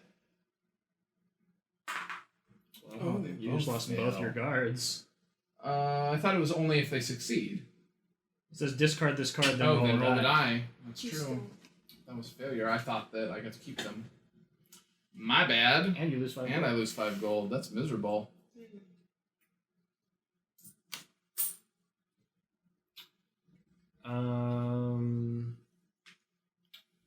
Yeah, I guess I'm just gonna play this labor contract to give myself 1 gold for having a slave. Unless someone wants to shut me down. Alright. There you go.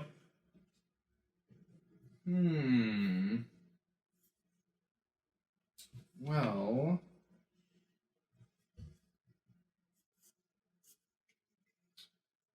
It's tough business. I will.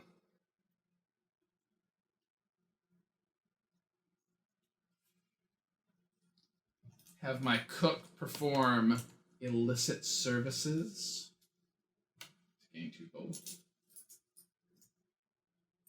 I don't think I want to have soup at his house. Illegal cooking. Yep. Might be what he's putting in the food.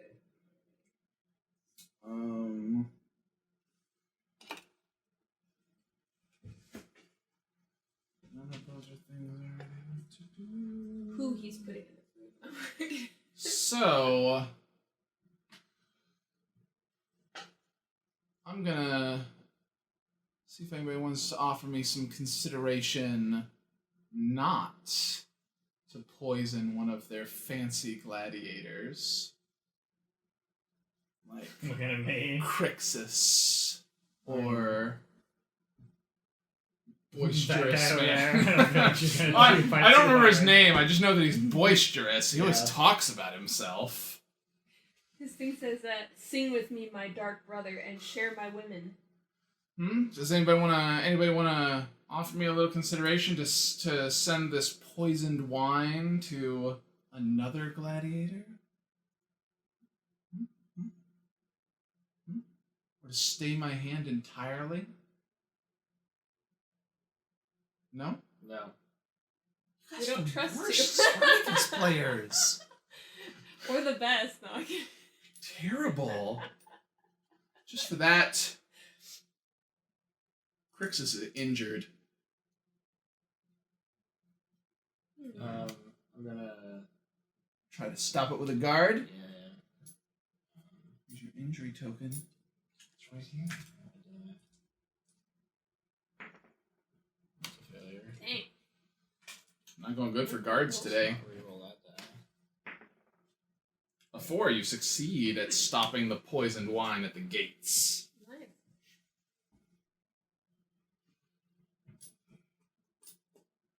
Would you like to offer me any consideration and not send more poisoned wine? I would not.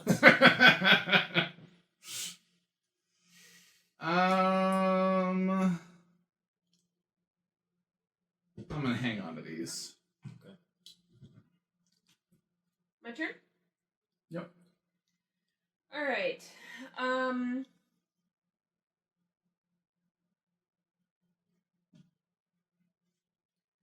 going to exhaust my 2 ladies. Oh, I'm sorry. This Can one. I say that I did my thing during my turn to exhaust to gain 2 gold? Technically, no. Sure, I don't care. Because Do you have anything you can say? I am such a nice guy. Sure. Sure. I just looked down and was like, what the hell are these junk gladiators sitting in front of me? Alright, I'm going to exhaust her to gain 2 gold. Come here. But I'm going to play the bank gold to exhaust her and get another intrigue. Is it just 1 intrigue card? 1 intrigue card for your 2 gold. Okay. Does he then sing her the song of his people so that she can do it again? Is that during the intrigue phase or is that... Oh, exhaust it anytime. Anytime. So you just sing the song of his people. Well, it depends. I don't know if I want to. All them intrigue cards.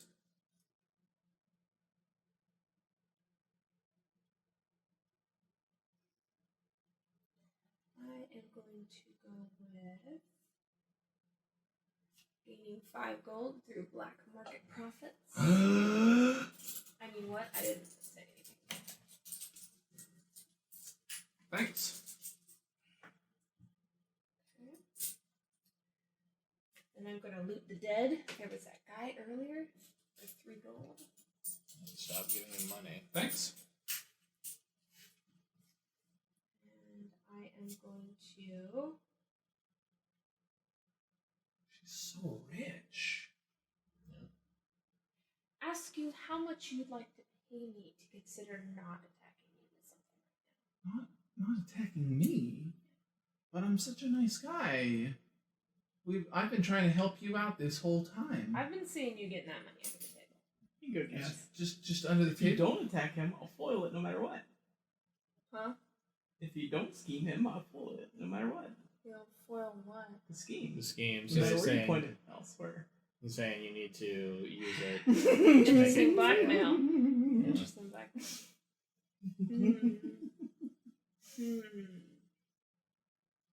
He drives a hard bargain. All right.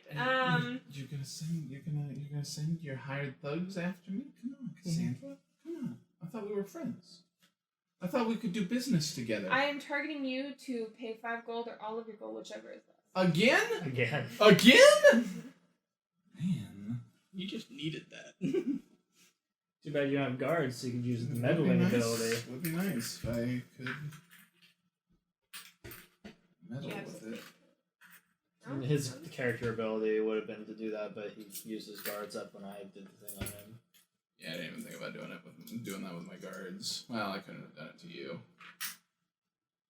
Okay, and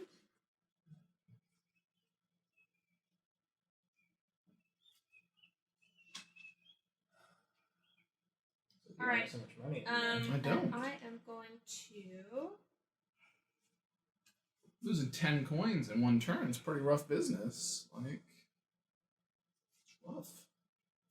So how much is your champion gonna give you for if he goes in? If he goes into the arena, I'll get 6.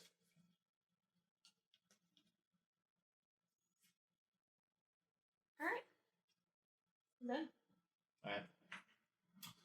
Then we have completed the intrigue phase and move into the market phase. Open market. If anyone would like to buy or sell anything. I'll buy one of your junk gladiators off you for 2. Nope. He says no. That's fine. I don't care. Buy one of your junk gladiators off you for 2. You just go straight to hell.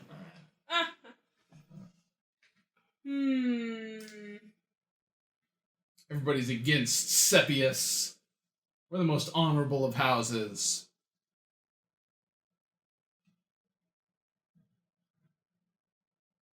Cold. Nobody? No market? No market. I saw someone this hammer for like 5. I buy it from you for 1. Yeah, that's a fail. The market. You don't know the tale of this hammer. A slowly slave took it into battle and lived to tell the tale. I know all of the tale of that it's hammer. a lucky hammer. It is He pretty didn't lucky. die. He didn't even get injured. A gladiator. Serpattus. He is deft with his 4 attack, 2 defense, and 5 speed. Right. The opponent's weapon card is negated when hammer. fighting a Serpattus. That's pretty sweet. Those of you with weapons may wish to bid extra high on this swift gladiator who can undo your weapon. It's a promo card. Promos. It's the only promo in the deck, I think.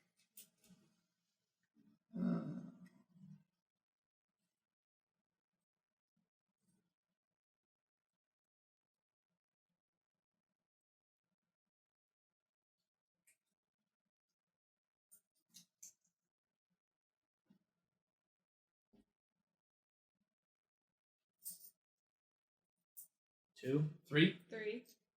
I really just won that. I don't know. You didn't reveal turn your hand. fist Yeah. over. Come on. 4. Oh. God damn it. Why'd you bid 4 if you didn't want 4? If you didn't want it? Now you've got a great presence in the arena. Actually, 4 attack is pretty decent. He's a pretty good gladiator. I mean, the speed is not that amazing, but if Gives you a send lot of him out- maneuverability. You send him out. A slave. A priestess of Juno. She is a supplicant. You may exhaust her to add +1 to any failed healing roll. She's not quite as good as the Medicus. But maybe she's better, depending on what you rolled. Because, I mean, the Medicus, you could roll 2 1s in a row. And then your guy still dies. But she could keep your guy from dying.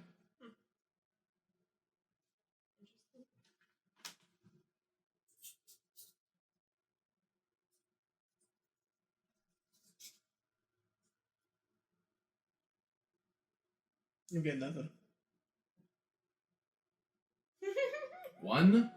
1 all around? Mhm. A second round of blind bidding. And if no one bids anything, then we roll. I think. Is that true in this situation? Let me check. Make sure that I think that's only true of the host tile, not of general auctions. Failed auctions. If all bidders bid 0 gold. The auction is a failed auction. No one claims the prize, and the card is discarded. Any bids on the table are returned to their players' hands.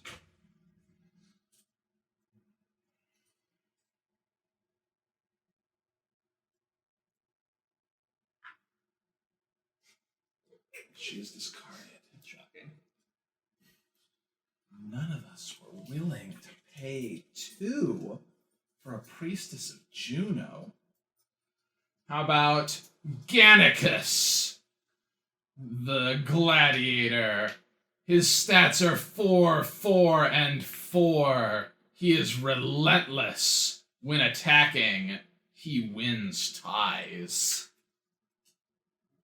Because he just has a hammer.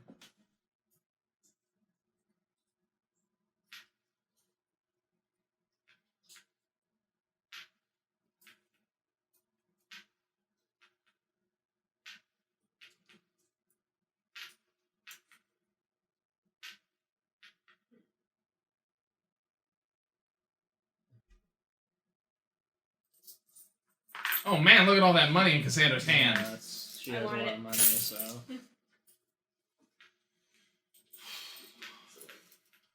Or Assure, a gladiator, 3/4/3.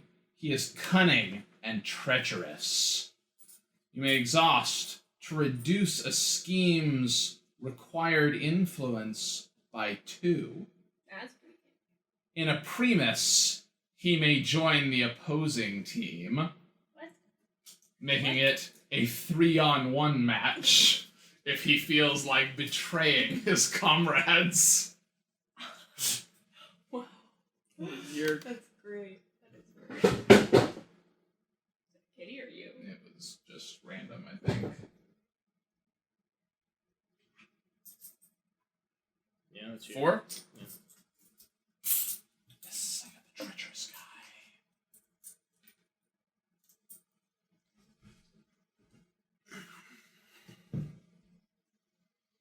Bid for the host. the host with the most.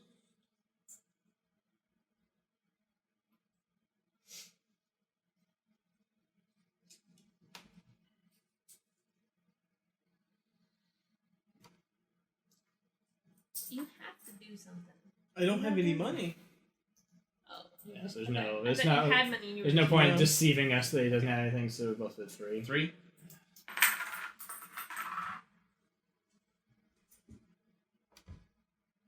Yeah. We roll. Oh. Well, I seem likely to win that and pay my 3. Oh, no, you win. Pay your 3. Great.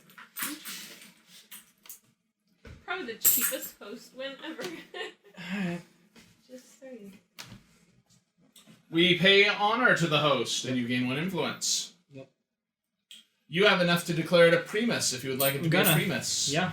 Oh, The dang. Primus! When do teams get determined? I choose after everyone's committed. After everyone has committed. Yeah. So you're invited. I am invitadoed? Yeah. Surprising. He's got a belt. He does. He's a dick. It's funny that it's just a belt. You're invited. Okay, I do. You tiebreaker man with a sword. Oh no, weak gladiator with a sword. Oh. Hmm. What's happening? So, Why such a weak gladiator? maybe I'm tired of him. You're invited. Like I'm clearly gonna invite myself last after I see the Yeah, information. yep. but- Promo man. Will it be Crixus? Will Uh, Crixus finally enter the arena? Oh, yeah. what's the config? I know there's a. I think it's like here. There's like it's like a horseshoe pattern around the 1 and the 2 is where we're gonna Oh, that's put right. the Yeah, teams. that's right. But I determined the team, so it hasn't happened yet. So Oh. just don't worry about it. Yeah, that's right. Yeah, Crixus is gonna jump in. We're just gonna have a big. Oh man, it's good except for Cassandra. Yeah, she could have used a really awesome guy that she spent all of her money on, and instead she did not. So Favor. I want to see who's going to win. determining teams. I say that Crixus is going to be on 1, and I think we'll like decide where we want to put them in this. Yeah. pattern, That seems so. true to me based on the rules that I remember. So your sword lets you. Isn't it exhaust 1-time use? No, it's reroll an attack, 1 of her attack dice every attack, right? It doesn't have a limit that it Yeah, mentions. Yeah. It So doesn't exhaust. every time she attacks, she gets to reroll. I'm going to say that she is on Crixus's team, Seems like a fair choice. and the other 2 of you are on team 2. So how does that work though? Where do we? We decide where we want to be in this pattern around the thing. It doesn't really matter. We just talk to each other about how we want it determined. We'll all roll. Well, I guess we're gonna bet on things. Yep, wagers. So now you're wagering on team 1 or team 2. Oh, Where would you like to be located? That's fine. That's fine. I will.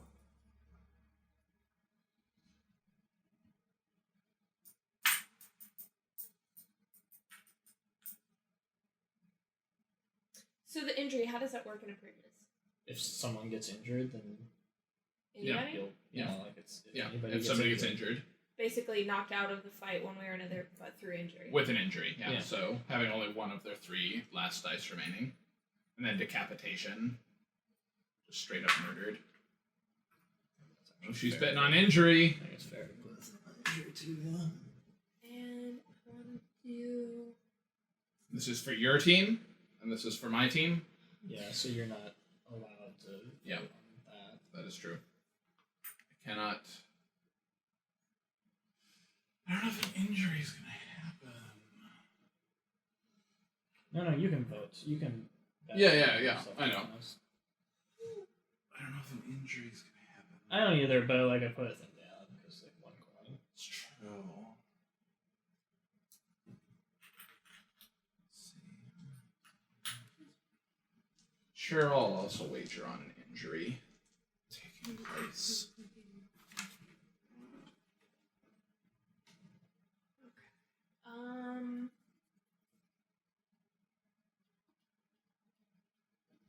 I guess technically everyone on team 1 puts their things on the board, then team 2 decides where they want to stand, but I don't think any of us really cared where we were standing, so. I think that's what we did anyway.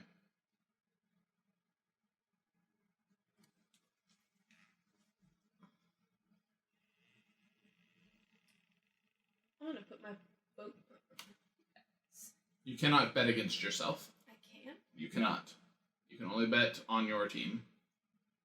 I'm not Interesting. inspired by your confidence in our team, though. I'm just covering my bases.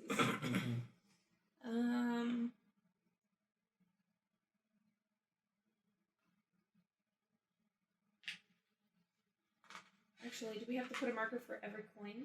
No, you just stack your coins. There you go.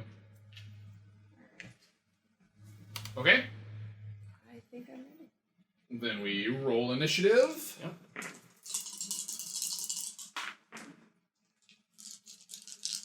I have 12. Can I have another blue one? He's got that armor man with all the speed. fast. Man, he's just gonna Combatant run. with the highest result chooses which team goes first or second. I have 12.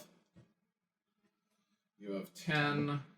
I assume he has the most, but... I would assume so too. Unless you roll 18. like junk. Alright, No. there you go. Okay. So, Yeah. you decide which team Would you goes like first. our team to go first or their team to go first? You could probably keep that. We're going first. Okay. Then Then it's, you will go, and then they will go, and then I will Jeez. go. Right? 5 Yeah. immediately. He's just right across. How you doing, baby?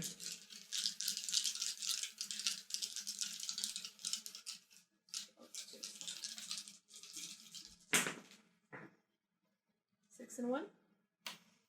So 6 covers the. 5. But I still got a 4 and a 3 that went through.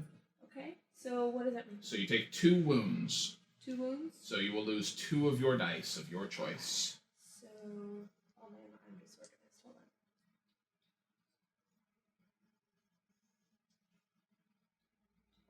Okay. So I lose 2. Yep. And you cannot reduce any stat to 0.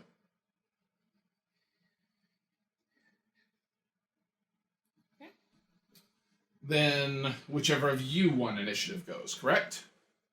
yeah, I had 10. Wait, wouldn't the team go together? No. And we Yeah. go back and forth. He goes, and then whichever Yeah. of you won initiative goes, I go, and then whichever of you had the lowest initiative So I rolled goes. 10. I had, I think it was 8 in initiative. Alright. Okay. That's you. Well, I'm gonna run over and beat on that fool. Let's see what's. I have 3 movement. So, 1, 2, and 3. I'll fight that man. Okay. Wow. Alright. Okay. Well, 2, 5. That's he a big failure. he gets a What 6 does and your blocks weapon, you. What does your weapon do again? Nothing. Yeah. Oh, you Attack dice win ties. But Yeah, only if I you're- exhaust it, and I'm not going to. But Yeah. so I have. So you rolled 2 5s, right? No, it doesn't matter. Your weapon's nullified against me. Oh, that's right. Yeah. So. Yeah. Well, but it's still there. But it doesn't matter because it doesn't Yeah. affect anything. So I rolled. He's not using it, so. You rolled 2 5s? Yeah. So, okay, so my 6 beats your 5, but then my 2 does not beat your 5. I guess just move those 2 black dice so they're out of the way so that's not confusing. So you lose 1 die. Speed die? Do you want to use? What die do you want to lose? Man, we've been crazy to give up one of your defense dice. All right. Then that's me. I go 1, 2, 3. And wave at you guys. Yeah, you're net boy. How's it going? All right. Okay, I'm going to do attacking the guy in front of me. No, wait. No. Nope, I'm going here. Okay. Well, do you want to attack and move, or do you want to Move and attack. Move and attack. It's fine. Okay. Well, I mean, that's fine, but like, okay. It doesn't affect anything for me right now, right? Like Probably you not can really, attack and then since- move 3 spaces away. That's the. Well, she only has 1 movement left. Yeah, I only have 1 dice. So it doesn't really make a difference. Well, wait, the dice doesn't matter. It's your actual speed. No. No, it's the number of dice you have left. Yeah. Because you've been worn down by combat, No, so you're isn't that slower. just the- Okay. So, wait, I'm not using him. I'm using him. So it would have been 2. Sorry. Why am I looking at these guys? I don't know. You should be more So- careful. Okay. 1 got killed. Okay. So, 4 and 2. You're gonna re-roll one of those though, right? With your sword? I Oh, don't you think I can't can because because he's so he- good. Oh no! He's the most perfect opponent for both of you. Well, actually, my hammer is just I don't care. Yeah, I know. I offered to buy it for 1. All right. Well, it's better to have it just as backup, maybe. I assume we just stay in that turn order, so like it's Seems his true. turn again. So I think that's true. I'm sorry, Cassandra. It's fine. Arena. Wait. Should I attack him? I mean, if you attack me, my ability will kick in. I would probably focus fire. Cassandra. Sorry.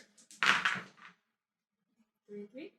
5, 4, 2, Okay, 1. so you take 2. 2 wounds. Does that defeat you? Oh no, that just reduces you to 1 and everything. Rough. Team 2 is sucking it up. All right. I see what you did there. Oh no! Well, I guess I need to pick up my defense dice. I mean, I'm gonna have to fight you. Yep. Like I can't. It's fair.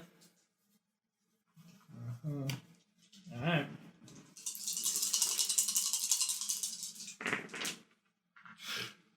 4, 3, 1, 1. 5, 4, 1, 1. So like nothing happens. Yep, nothing happens. I defend against your attacks. Really? Yep. Okay, go. You wanna attack me? Yeah, I guess I might as well. All right. 5, 6, 4, 4? 3, 2. Now, what is this about? Like, adds 1 auto block. Did you roll doubles? No. So that does not activate. So you take Okay. 1 wound. Okay.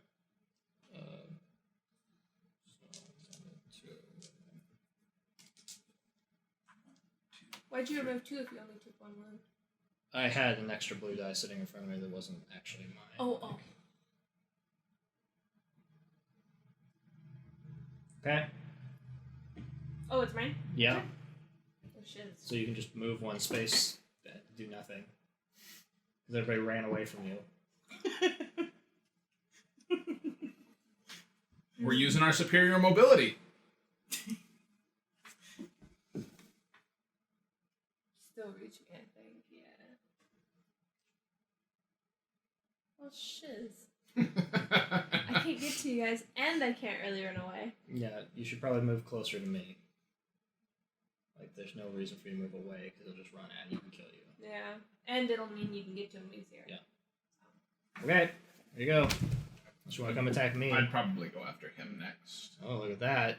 You don't have to listen to this fool. I mean, he's a betrayer. I'm just saying, like, He can do whatever he wants. she can't do anything to us. So we should be concerned about Sean right now. I think But he's I'm trying not to wear concerned you about down. what's happening between you and Sean. I think he's trying to wear you down because if he sees you get beat up, he'll betray you and turn over to our team. That's not very likely at this point, I'm since just Cassandra saying. got worked so hard. It's rough. 3.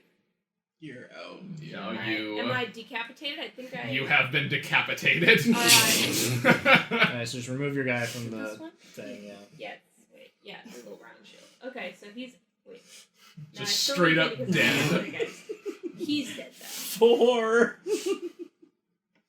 Just straight up murdered that dude. Are these market? No. Yeah, they're Yes. market, but They're just starting market cards because it's with a different border.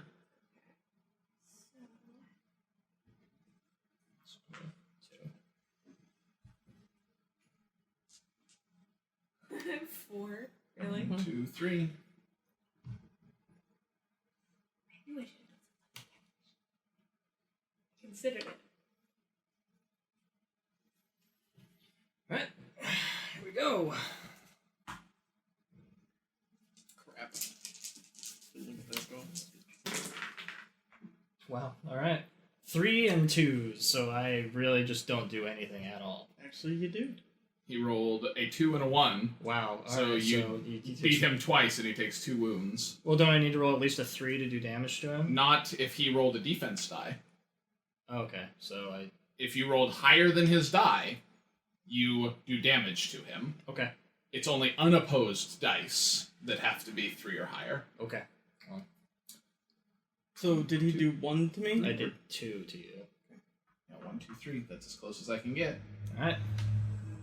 Fight me. Fight me in real life. Well, I rolled doubles, so that's an auto So that's an block. auto block. So you block the 6. Uh-huh. One of the 6s. So I'm going to take... So the 6 lines over the 5, so that's 1. And then the 4 lines over the 4, so I take 1 wound. Yep. Just double movement, because I... Well... No... I will dump 1 attack. Okay. That's you. Yeah. You can't split your movement. He attacked. You didn't move, no. Oh, you're right. Yeah. You can still move. But your movement is 2, and I just Hold on. follow you. Wherever you go, I'm going to follow Yeah. you. Oh, yeah. That's right. Like, you should move toward me so that we're both able to be fighting him. I go around... Well, what's your movement? 3? 3. Alright, so I can't do anything about it, so I'll move over here. Well... All you can do is fight him and move Yeah, away. okay. 6-5-3. Ouch, ouch, ouch.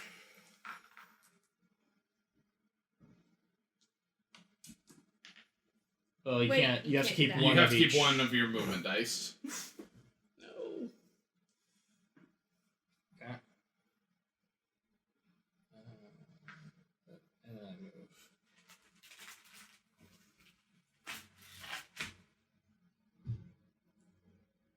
It doesn't matter where I move. You're gonna move toward me.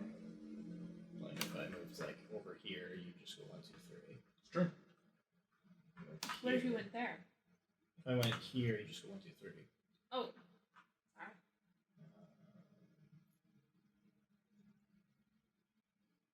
Oh. Here? You know, it's 2 movement. Oh, only 2? But I'm gonna move over here. How much defense do you have left? 4? 4. 3 attack? Mm-hmm.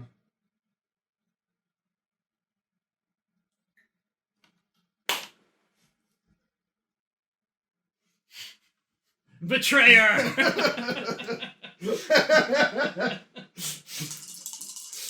I stab you in the back! I thought you could only do that if you had a card.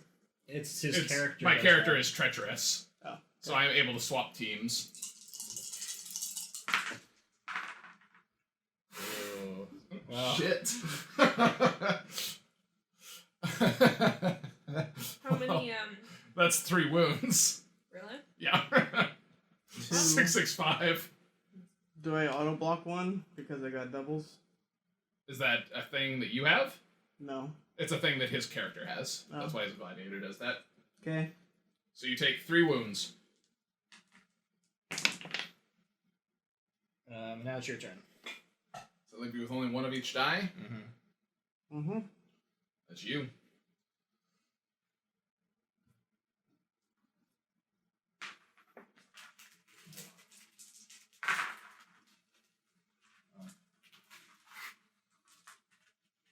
And then that's you. Oops. Yeah.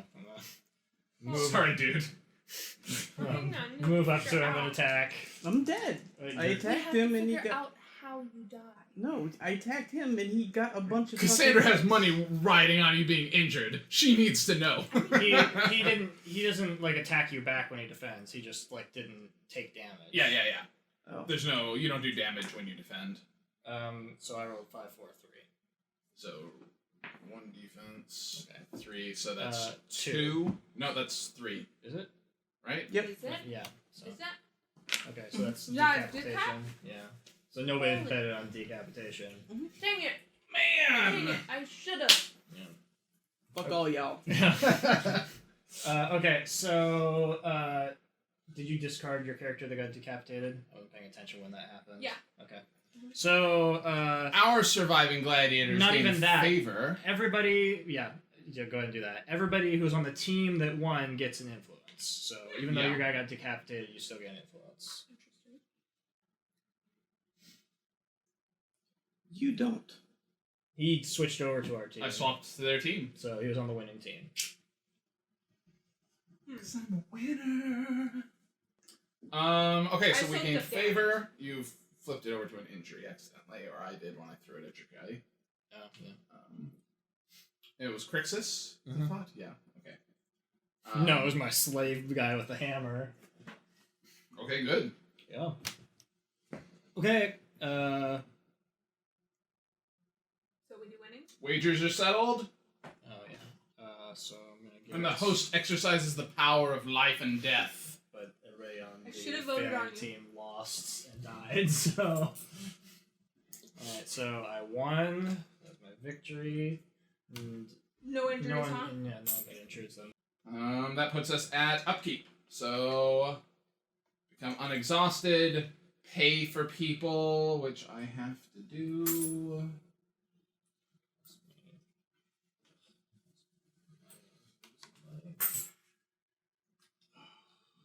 Intrigue is gonna happen, and who's the host right now? I am. You are. Okay. Can you give me 1 golden?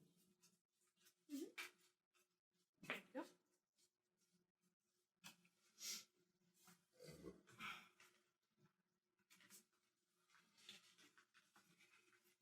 Intrigue cards to your hand.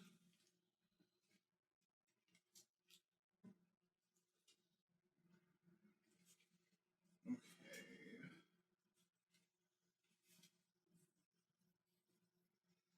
Okay. Well, I guess that's the only thing I can do.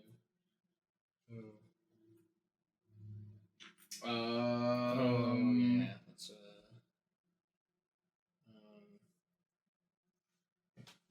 Is there anything stopping me from just discarding my 3 gladiators to gain an influence, just winning? When does You it happen? win at the the end end of the phase. So if you do that, then Everyone would have. everyone would turn have not a to have lot influence. of Yeah. reason to try to screw you. Alright. But you have to do it sooner or later. So Yeah. Unless you feel really confident in your ability to gain influence in a later phase, you may want to just do it. I'm gonna.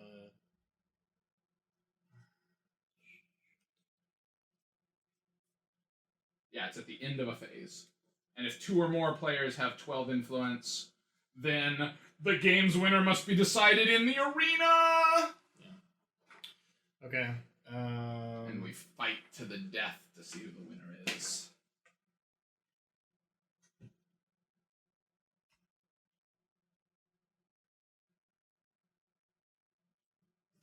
Well, I'm too keen on any of that.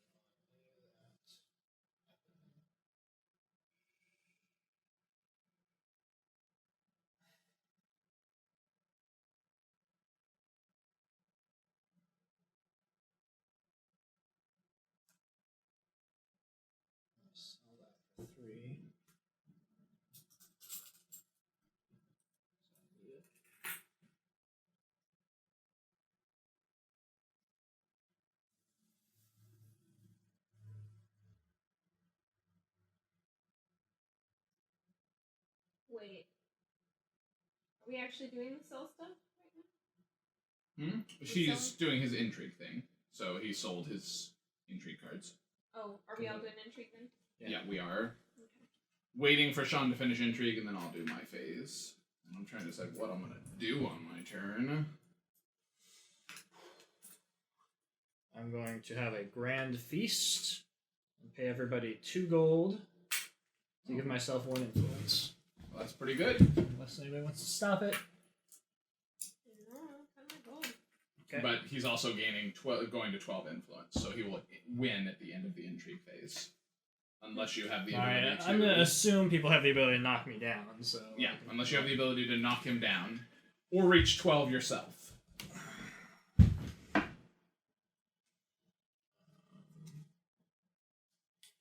Then I'm gonna exhaust these 2 guys for 2 cash.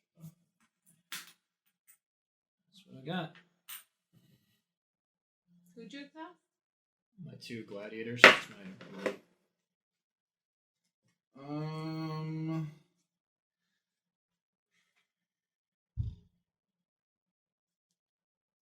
Do you still have slaves?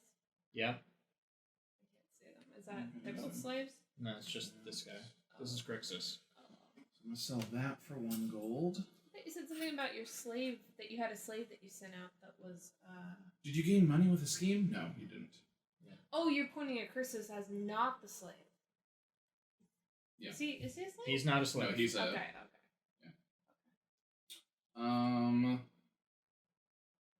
I have 3 gladiators. I will pay 3 gold to put on a public exhibition, giving myself +1 influence. I'm gonna foil that. Wow! Daniel, don't foil it. Don't foil it. Don't foil it. I've got a card that I'm gonna play for you, man. It's done. I'm gonna play it Oh for you. man, I just don't want you to he win. doesn't care. Wow.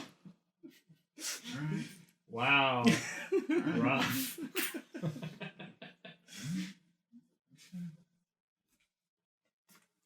The line has been drawn.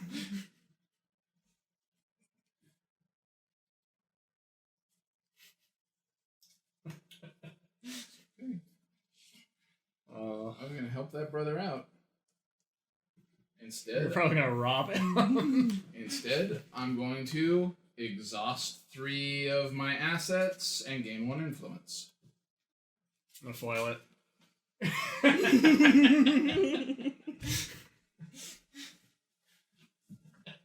Oh, it's because you don't have any guards right now. That explains.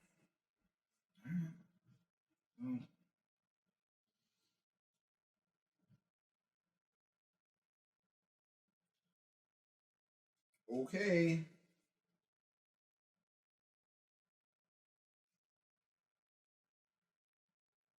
I guess that's all I've got. I'm gonna get 1 gold for that.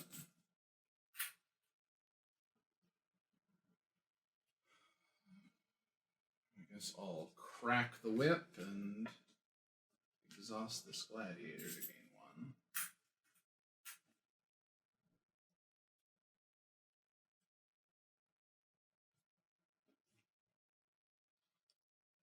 I haven't had like a single reaction card the entire game. Yeah, I know. I got them like the last turn. I was like, okay, great. Like I've never been able to foil or stop anything the entire game. Yeah. I think it was my first or second. My first turn I drew all schemes. My second turn I drew all guards, and I was like, okay. And nobody played anything on me. It was like, well, I've just got these guards. I would love to have a handful of guards. Yeah, because that's your thing. I can just put down and exhaust and... Yeah. But I've not drawn a single guard, so... And the influence, the things that people sent after me were influence things that I couldn't use it on anyway. You doing anything there? Is it my turn? Yes. That's why I said, like, okay, I'm done. I did not hear that. It's okay, alright, go ahead. I was waiting. I'm got going these to. slaves. I know, she has all these things to do. Discard 3 slaves to gain an influence. Did you not get like a ton of money for your? Oh, you've got gladiators too, so it kind of like. Well, and I also have other slaves too. So. Yeah. But let's see. So I guess, and then I'm going to exhaust.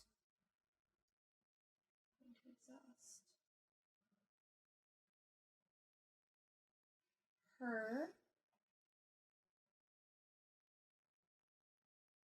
And gain 2 gold.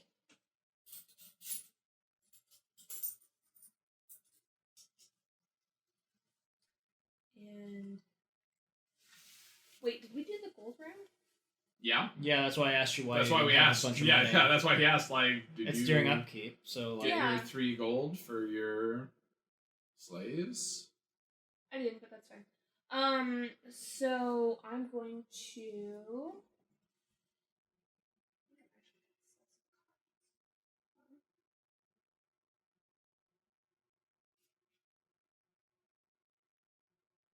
Yeah, I wish I'd had this one sooner. But 3, 2, so 5. Yeah, that's 5. Okay. And Yeah, because then you could have played it when your guy got decapitated earlier. well, Play after Yeah, I player guess- dies in the arena plus I 1 guess plus 2. Yeah. Yeah, but it was it was after that. Yeah.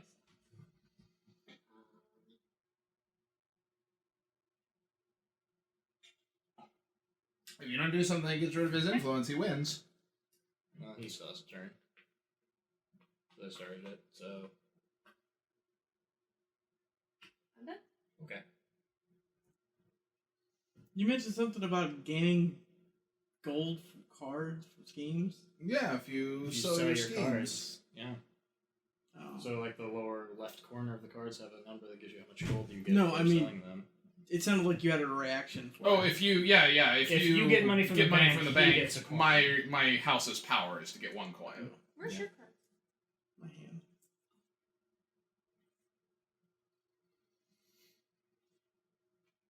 If there's anything you can do that's influence lowering down. Did you draw an extra card with your person? No. But it could be a card that gets rid of 1 influence. Like, you're gonna lose if you don't do it. Why are you holding on to the money? That's a good point, I guess. Like, you should do that, draw a card, use your boisterous guy, draw a card, if it's not one that gives you influence.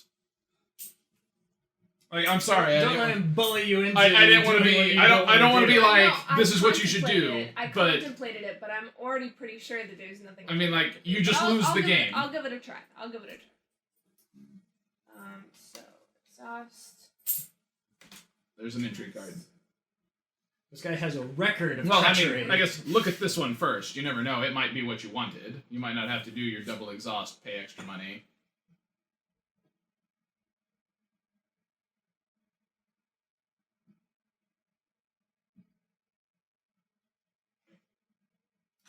Okay. It doesn't look like it was kick a guy in the nuts, and he loses 1 influence, so.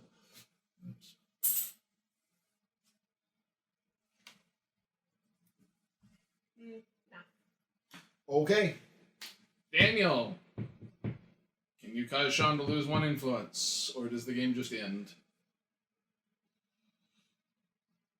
Or cause yourself to gain 4 influence, or cause me to gain 1 influence after foiling my attempts to gain 1 influence.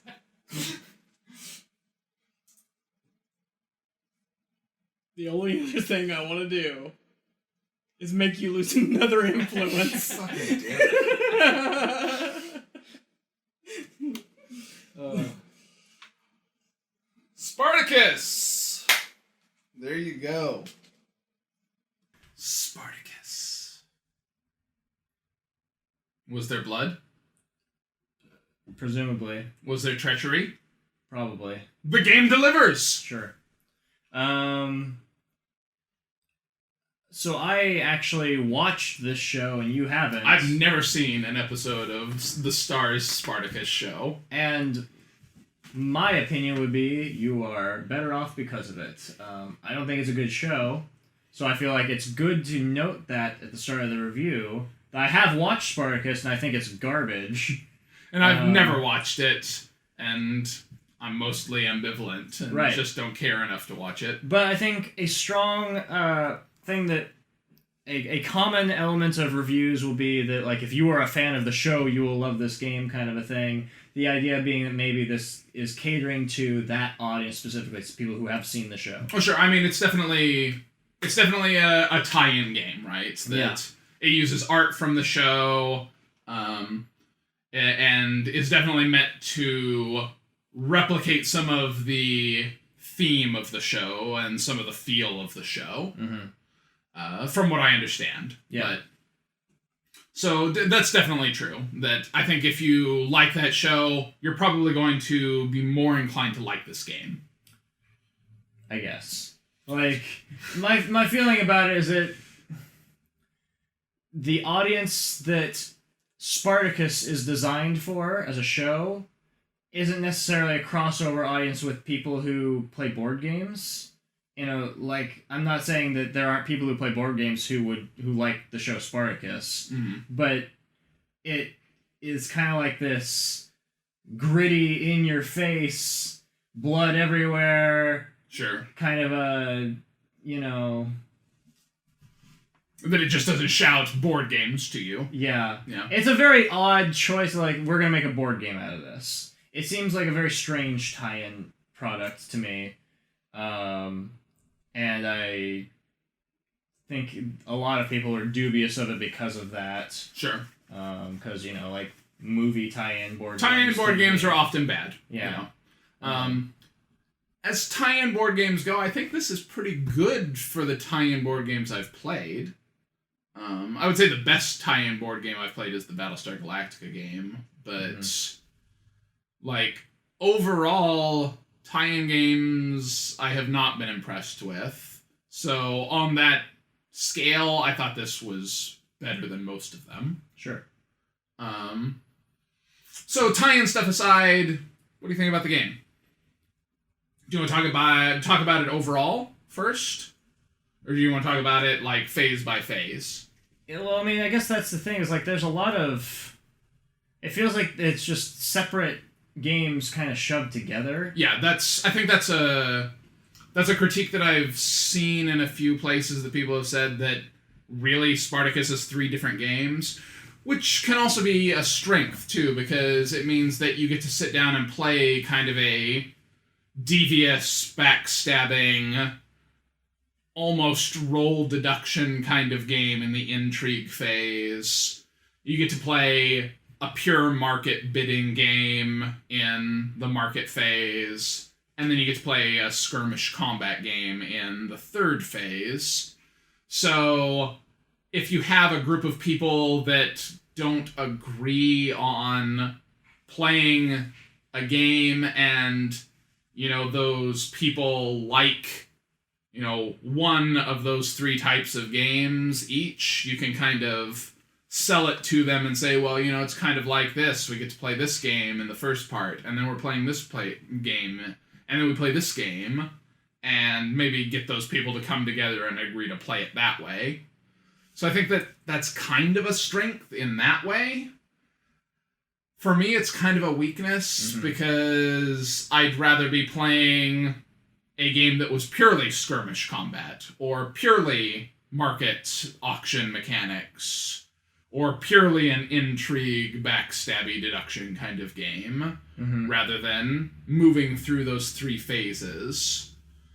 That, you know, for Spartacus to work overall, all of those phases have to be really good, and you have to really enjoy all 3 of them.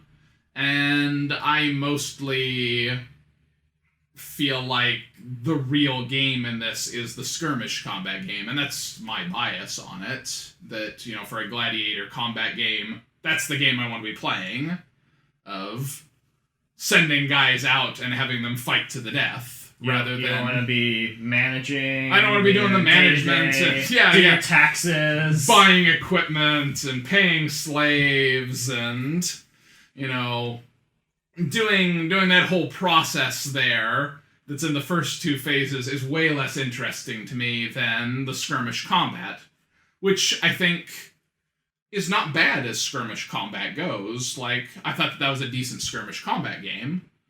I feel like the market phase is just kind of boring to me. Like, I don't really care that much about most of what's happening in it.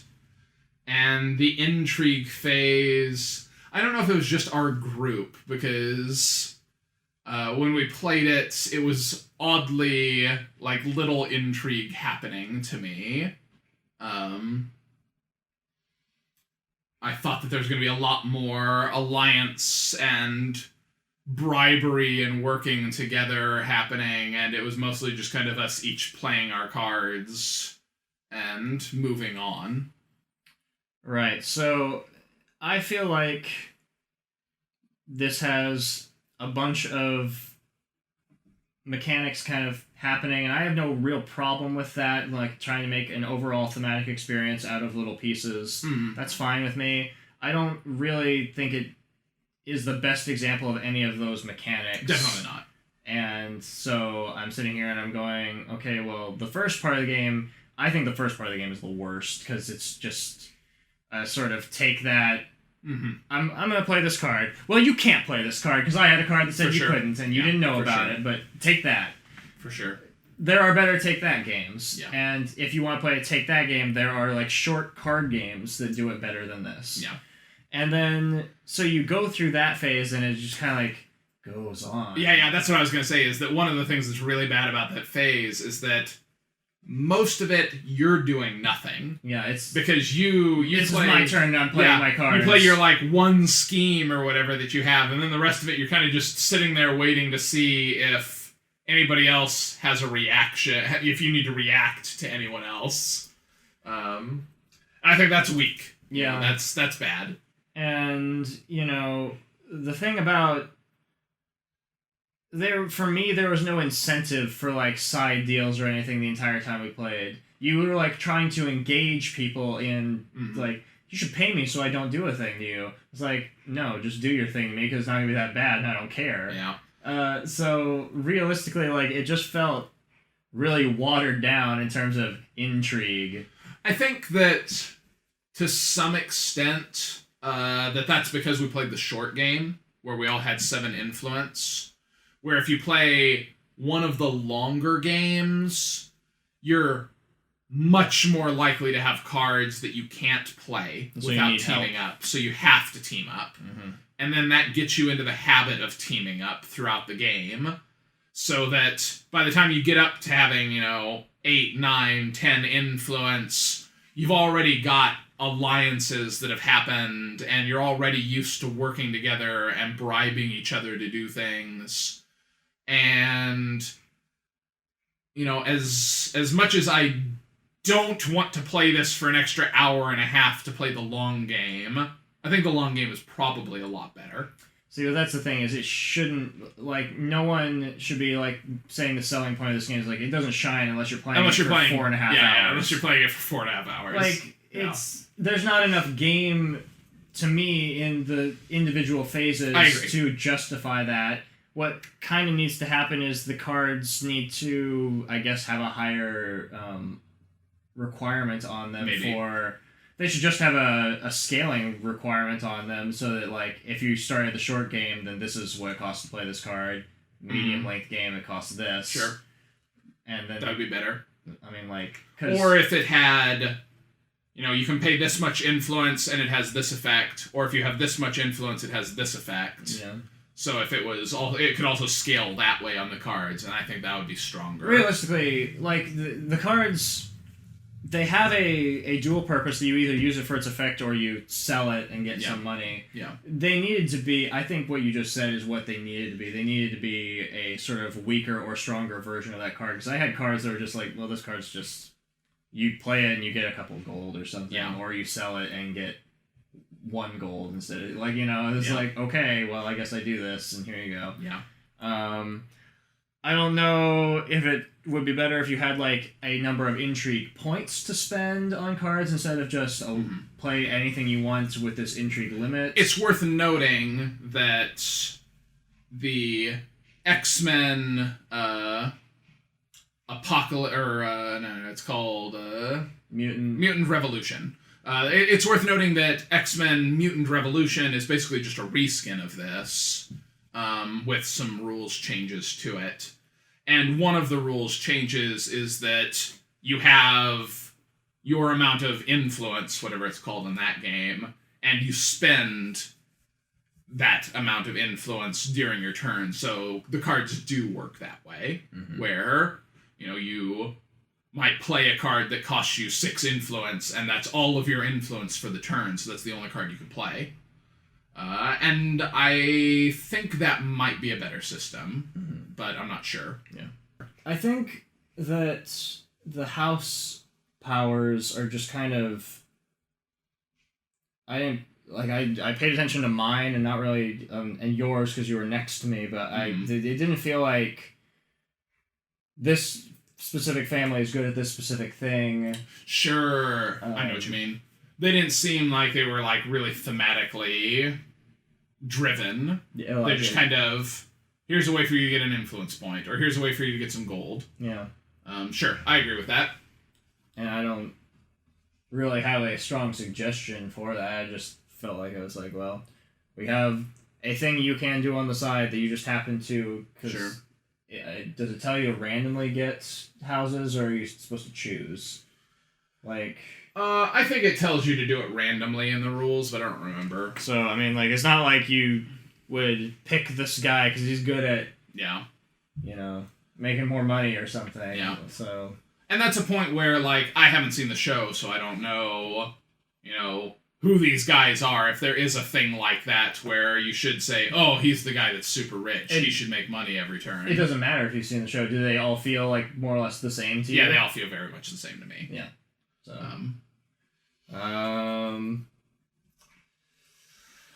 So I think we can move on from the first phase. The market phase is like, it's a blind bidding game, and there are better blind bidding games. Yeah. And I would rather play a game that is just that instead of... I mean, it's not even like a blind bidding game. It's just you blind bid to get things, and those things might help you in one of the other phases. So...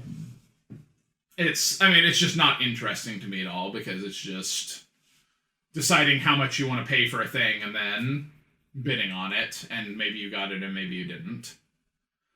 The gladiator combat, like I said, I think the skirmish combat's decent. The biggest problem with it to me is that the vast majority of the time you play this game, it's going to be one-on-one combat. And so the other people are just watching. The other people are just sitting there watching you play a game, which, I mean, if they've bet on the game, at least they're invested in it, and they might be, like, cheering one of you on. But if you didn't bet on the game at all, then you couldn't care less. Like, you could just go make yourself a sandwich and come back. Yeah, and that's my biggest problem with the combat, is it feels like it just kind of drags on. Like other parts of the game, I feel like they drag on. The combat... While it's, I like the system, the sort of, I guess, thematic idea of you got wounded and so being worn down as you fight. Yeah, I think that's really cool as you lose your dice. I think that's a good system. But, if it's like you sent in the main character of the show and I sent in a slave with, like, a belt... And well, hopefully everybody bet on decapitation. But like for whatever reason, like you just roll poorly, and this like just like runs around with a belt and stabs Spartacus and kills him. Well, not even if he's going to lose eventually. Yeah. But like it just takes a really long time for that to happen, just because of random chance. Spartacus could lose. He could lose, but you could just have like a half-hour long. Yeah. The slave just keeps running away from him. And he slowly chases after him. And that's not a good example. Like, I'm sure there's a strong, slow character. Yeah. That, like... Well, like in our gameplay footage during our Primus, like, Daniel's character was super fast. that game could have just been Daniel running away from people and the rest of us being like, we can't catch him. Yeah. But he had a promo character, and I don't think that promo character is very balanced because he's fast and strong. Sure. So I was like, okay. Sure.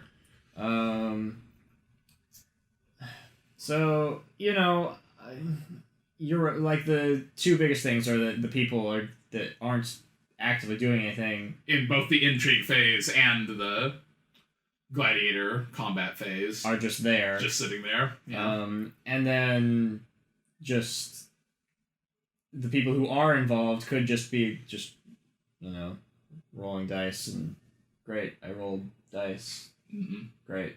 It just keeps going, and there's no mechanism for speeding up the process or making anything dynamic. It's just always going to be the same thing. So I don't know if there could be some kind of events or something occurring to change that structure, but sure.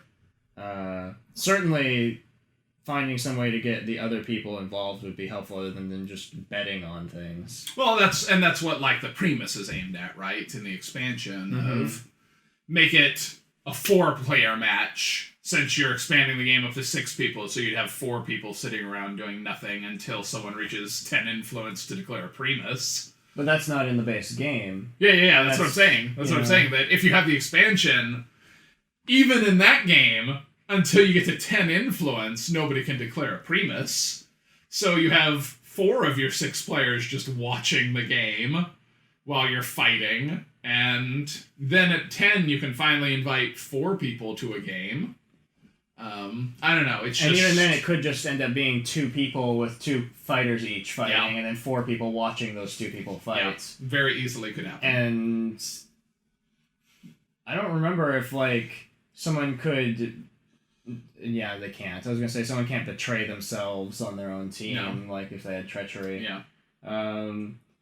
I don't know if treachery should just be a mechanic that is just there in the game rather than just specific characters. The feeling that I have is that it should just be a mechanic, but it should cost you an influence. So because people learn you can't trust that guy's gladiators on your team. So if you won the match, you'd 0 out, you'd have 0 sum on influence, but... Then what would be your motivation for doing it? Your character would gain the favor of the people. Or maybe treacherous people wouldn't gain favor. That the crowd would still be like, "Boo, you're a bad guy, you betrayed your team." I don't know. I think that mechanic should probably be applied a little differently rather than just being specific characters that can do it, but I don't know what's the best way to go.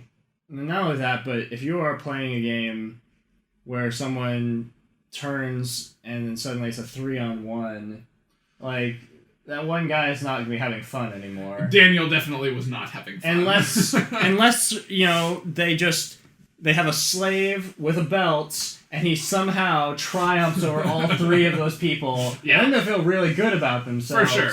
But then they'll just be really spiteful at everyone else. Yeah. And it'll just be kind of I mean, and it talks about this in the rules. It says, one of the first things it says in the rules is, don't be a dick about this, Recognize that this is meant to be a game, and it's meant to be fun, and even though it's a game that includes a lot of stabbing each other in the back, and sudden betrayals, have fun, and try to keep it light, because these people are presumably your friends. So that covers all the different phases. Mm-hmm. Do you want to talk about production quality and artwork? I feel like the production quality and artwork, the tokens and everything are pretty good. I don't have any big complaints about it. How do you, how do you feel about them just using random screenshots from the show for artwork? I mean, I don't know. Which, it's not like this is some guy in the show that, matters. It's Cook. The Cook. But, I don't even know that actually even is a cook in the show. It might just be, this guy could presumably be a cook, so here's a screenshot. Yeah, I don't know. For me, like, I thought the artwork was all appropriate to the cards. I don't know if someone who was a big Spartacus fan would be like, oh, it's that guy from that episode. I know who that is, and would be excited. But, like, to me, it was just art, and it was okay art. Mm-hmm. So, it didn't bug me in any way. You? I feel like it's kind of... I don't know. I feel like using screenshot artwork in games is kind of a cop-out. Mm-hmm. Like, they just didn't want to pay an artist to draw things. Sure. I don't really feel like... Okay, so I think it takes a step back to how I feel about the show. I feel like the art direction in the show is actually really kind of garish and awful.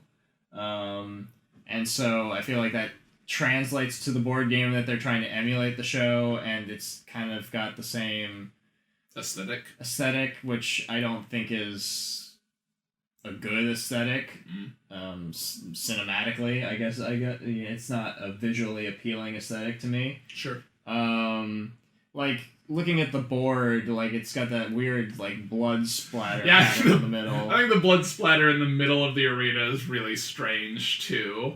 Like, every time I look at it, I'm kind of like, why is there just this big, huge, like, comically large amount of blood in the middle of this arena? Because the show's aesthetic is comically large amounts of blood everywhere, and so, like, that's the aesthetic they're going for, but it is kind of weird and distracting to me. Yeah. And I think that's a problem with basing it off of the shows. There's this, just like, alright...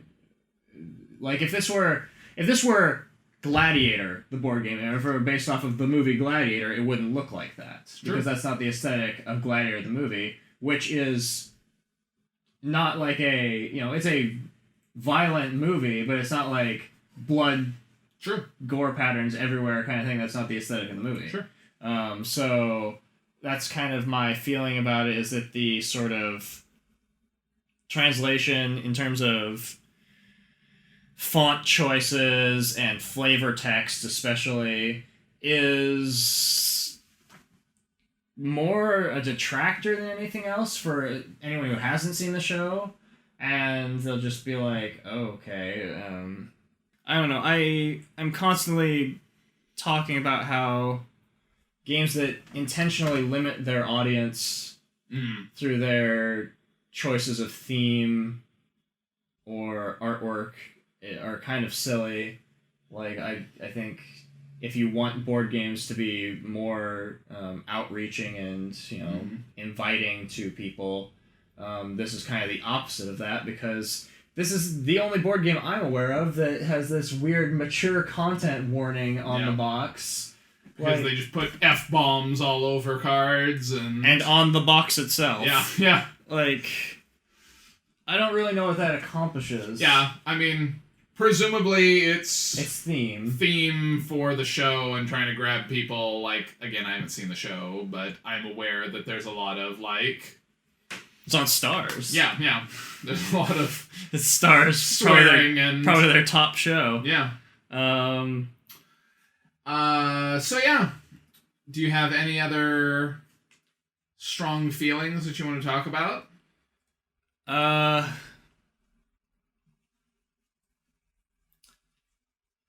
Probably not. Okay.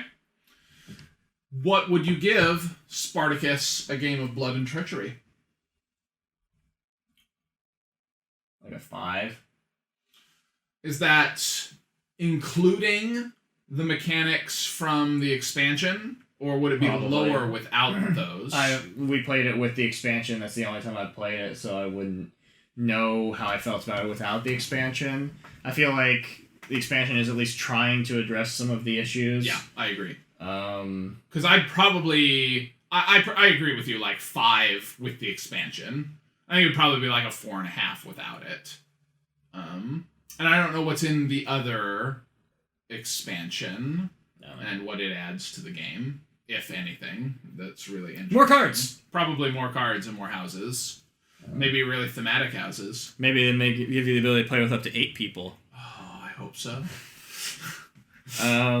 Another thing that bothers me about the game, and this is just kind of weird nitpicky thing, is that you have your little miniatures, and people paint these miniatures and make them look really good, but it's not representative of who you're sending into battle. Really, it's you have a miniature. It's just this is your house's miniature. Yeah, and unless you're fielding 2 gladiators and a Primus on your team, and then you have to borrow someone else's house miniature.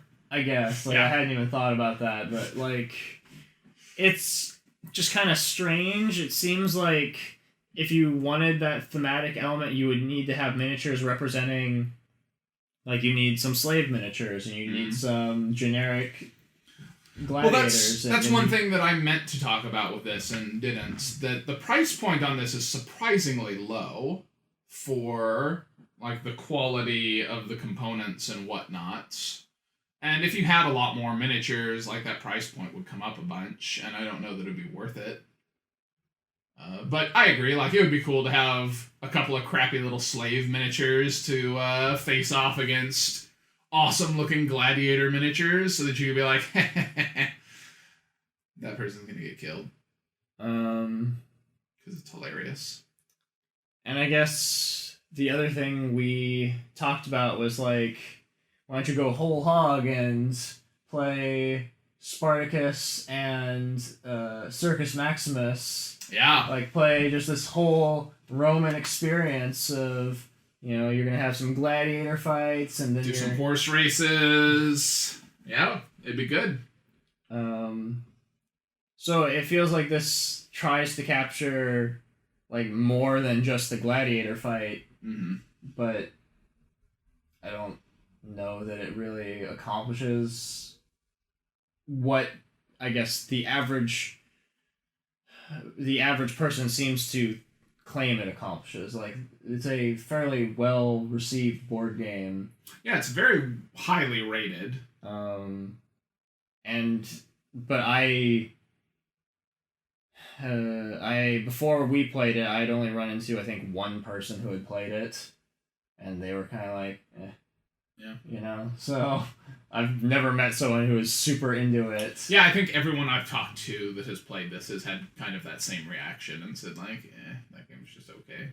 So I don't know. Which is how we feel too. Yeah. So I don't know if you need to have just no other games that fall under any of the categories of what this accomplishes for it to be that standalone game. But if you only own, 5 board games, maybe this would be fine for you. As your intrigue type of skirmish combat market game. In terms of an intrigue game, I would rather play even Battlestar Galactica, which isn't the same kind of intrigue and whatnot, because hidden roles and whatnot. And you said something about deduction or something earlier, and there's not really. Well, I mean, what I mean about deduction when I talk about this is the schemes that you can be hey, team up with me, I've got this card that'll screw that guy, and that person has to determine, are you lying to me? Yeah. Because you may then just be ha ha, you gave me your influence, but I'm really screwing you with this card. And instead, me and that guy that you were going to screw, we get the benefits. Screw you. And there's nothing that you can do about that as the person that just got screwed, which is weird. Mm-hmm. The only thing that can happen if somebody does that is that everybody can notice, okay, never offer that person support and help them because they will betray you instantly. Yeah. And that's what I mean when I call it a deduction-y kind of game. I guess that's it. Yeah. Spartacus is the game where people will just screw each other, and it'll take forever to play, and is just kind of way too long for us, for what it accomplishes. Which I think is very little. Indeed. Yeah. If it was Gladiator, the board game, would you have been entertained? Probably. Yeah. Good. But I mean, that would be there'd be the Russell Crowe. Yeah.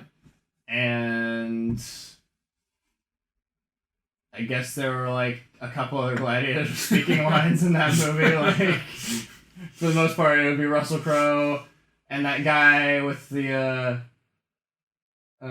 with the giraffes. Yeah. Like, but like there aren't a lot of characters in Gladiator the movie, so.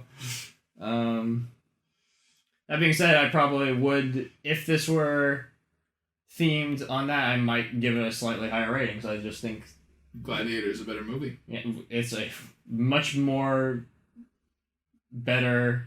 Yeah, More better. it's more better.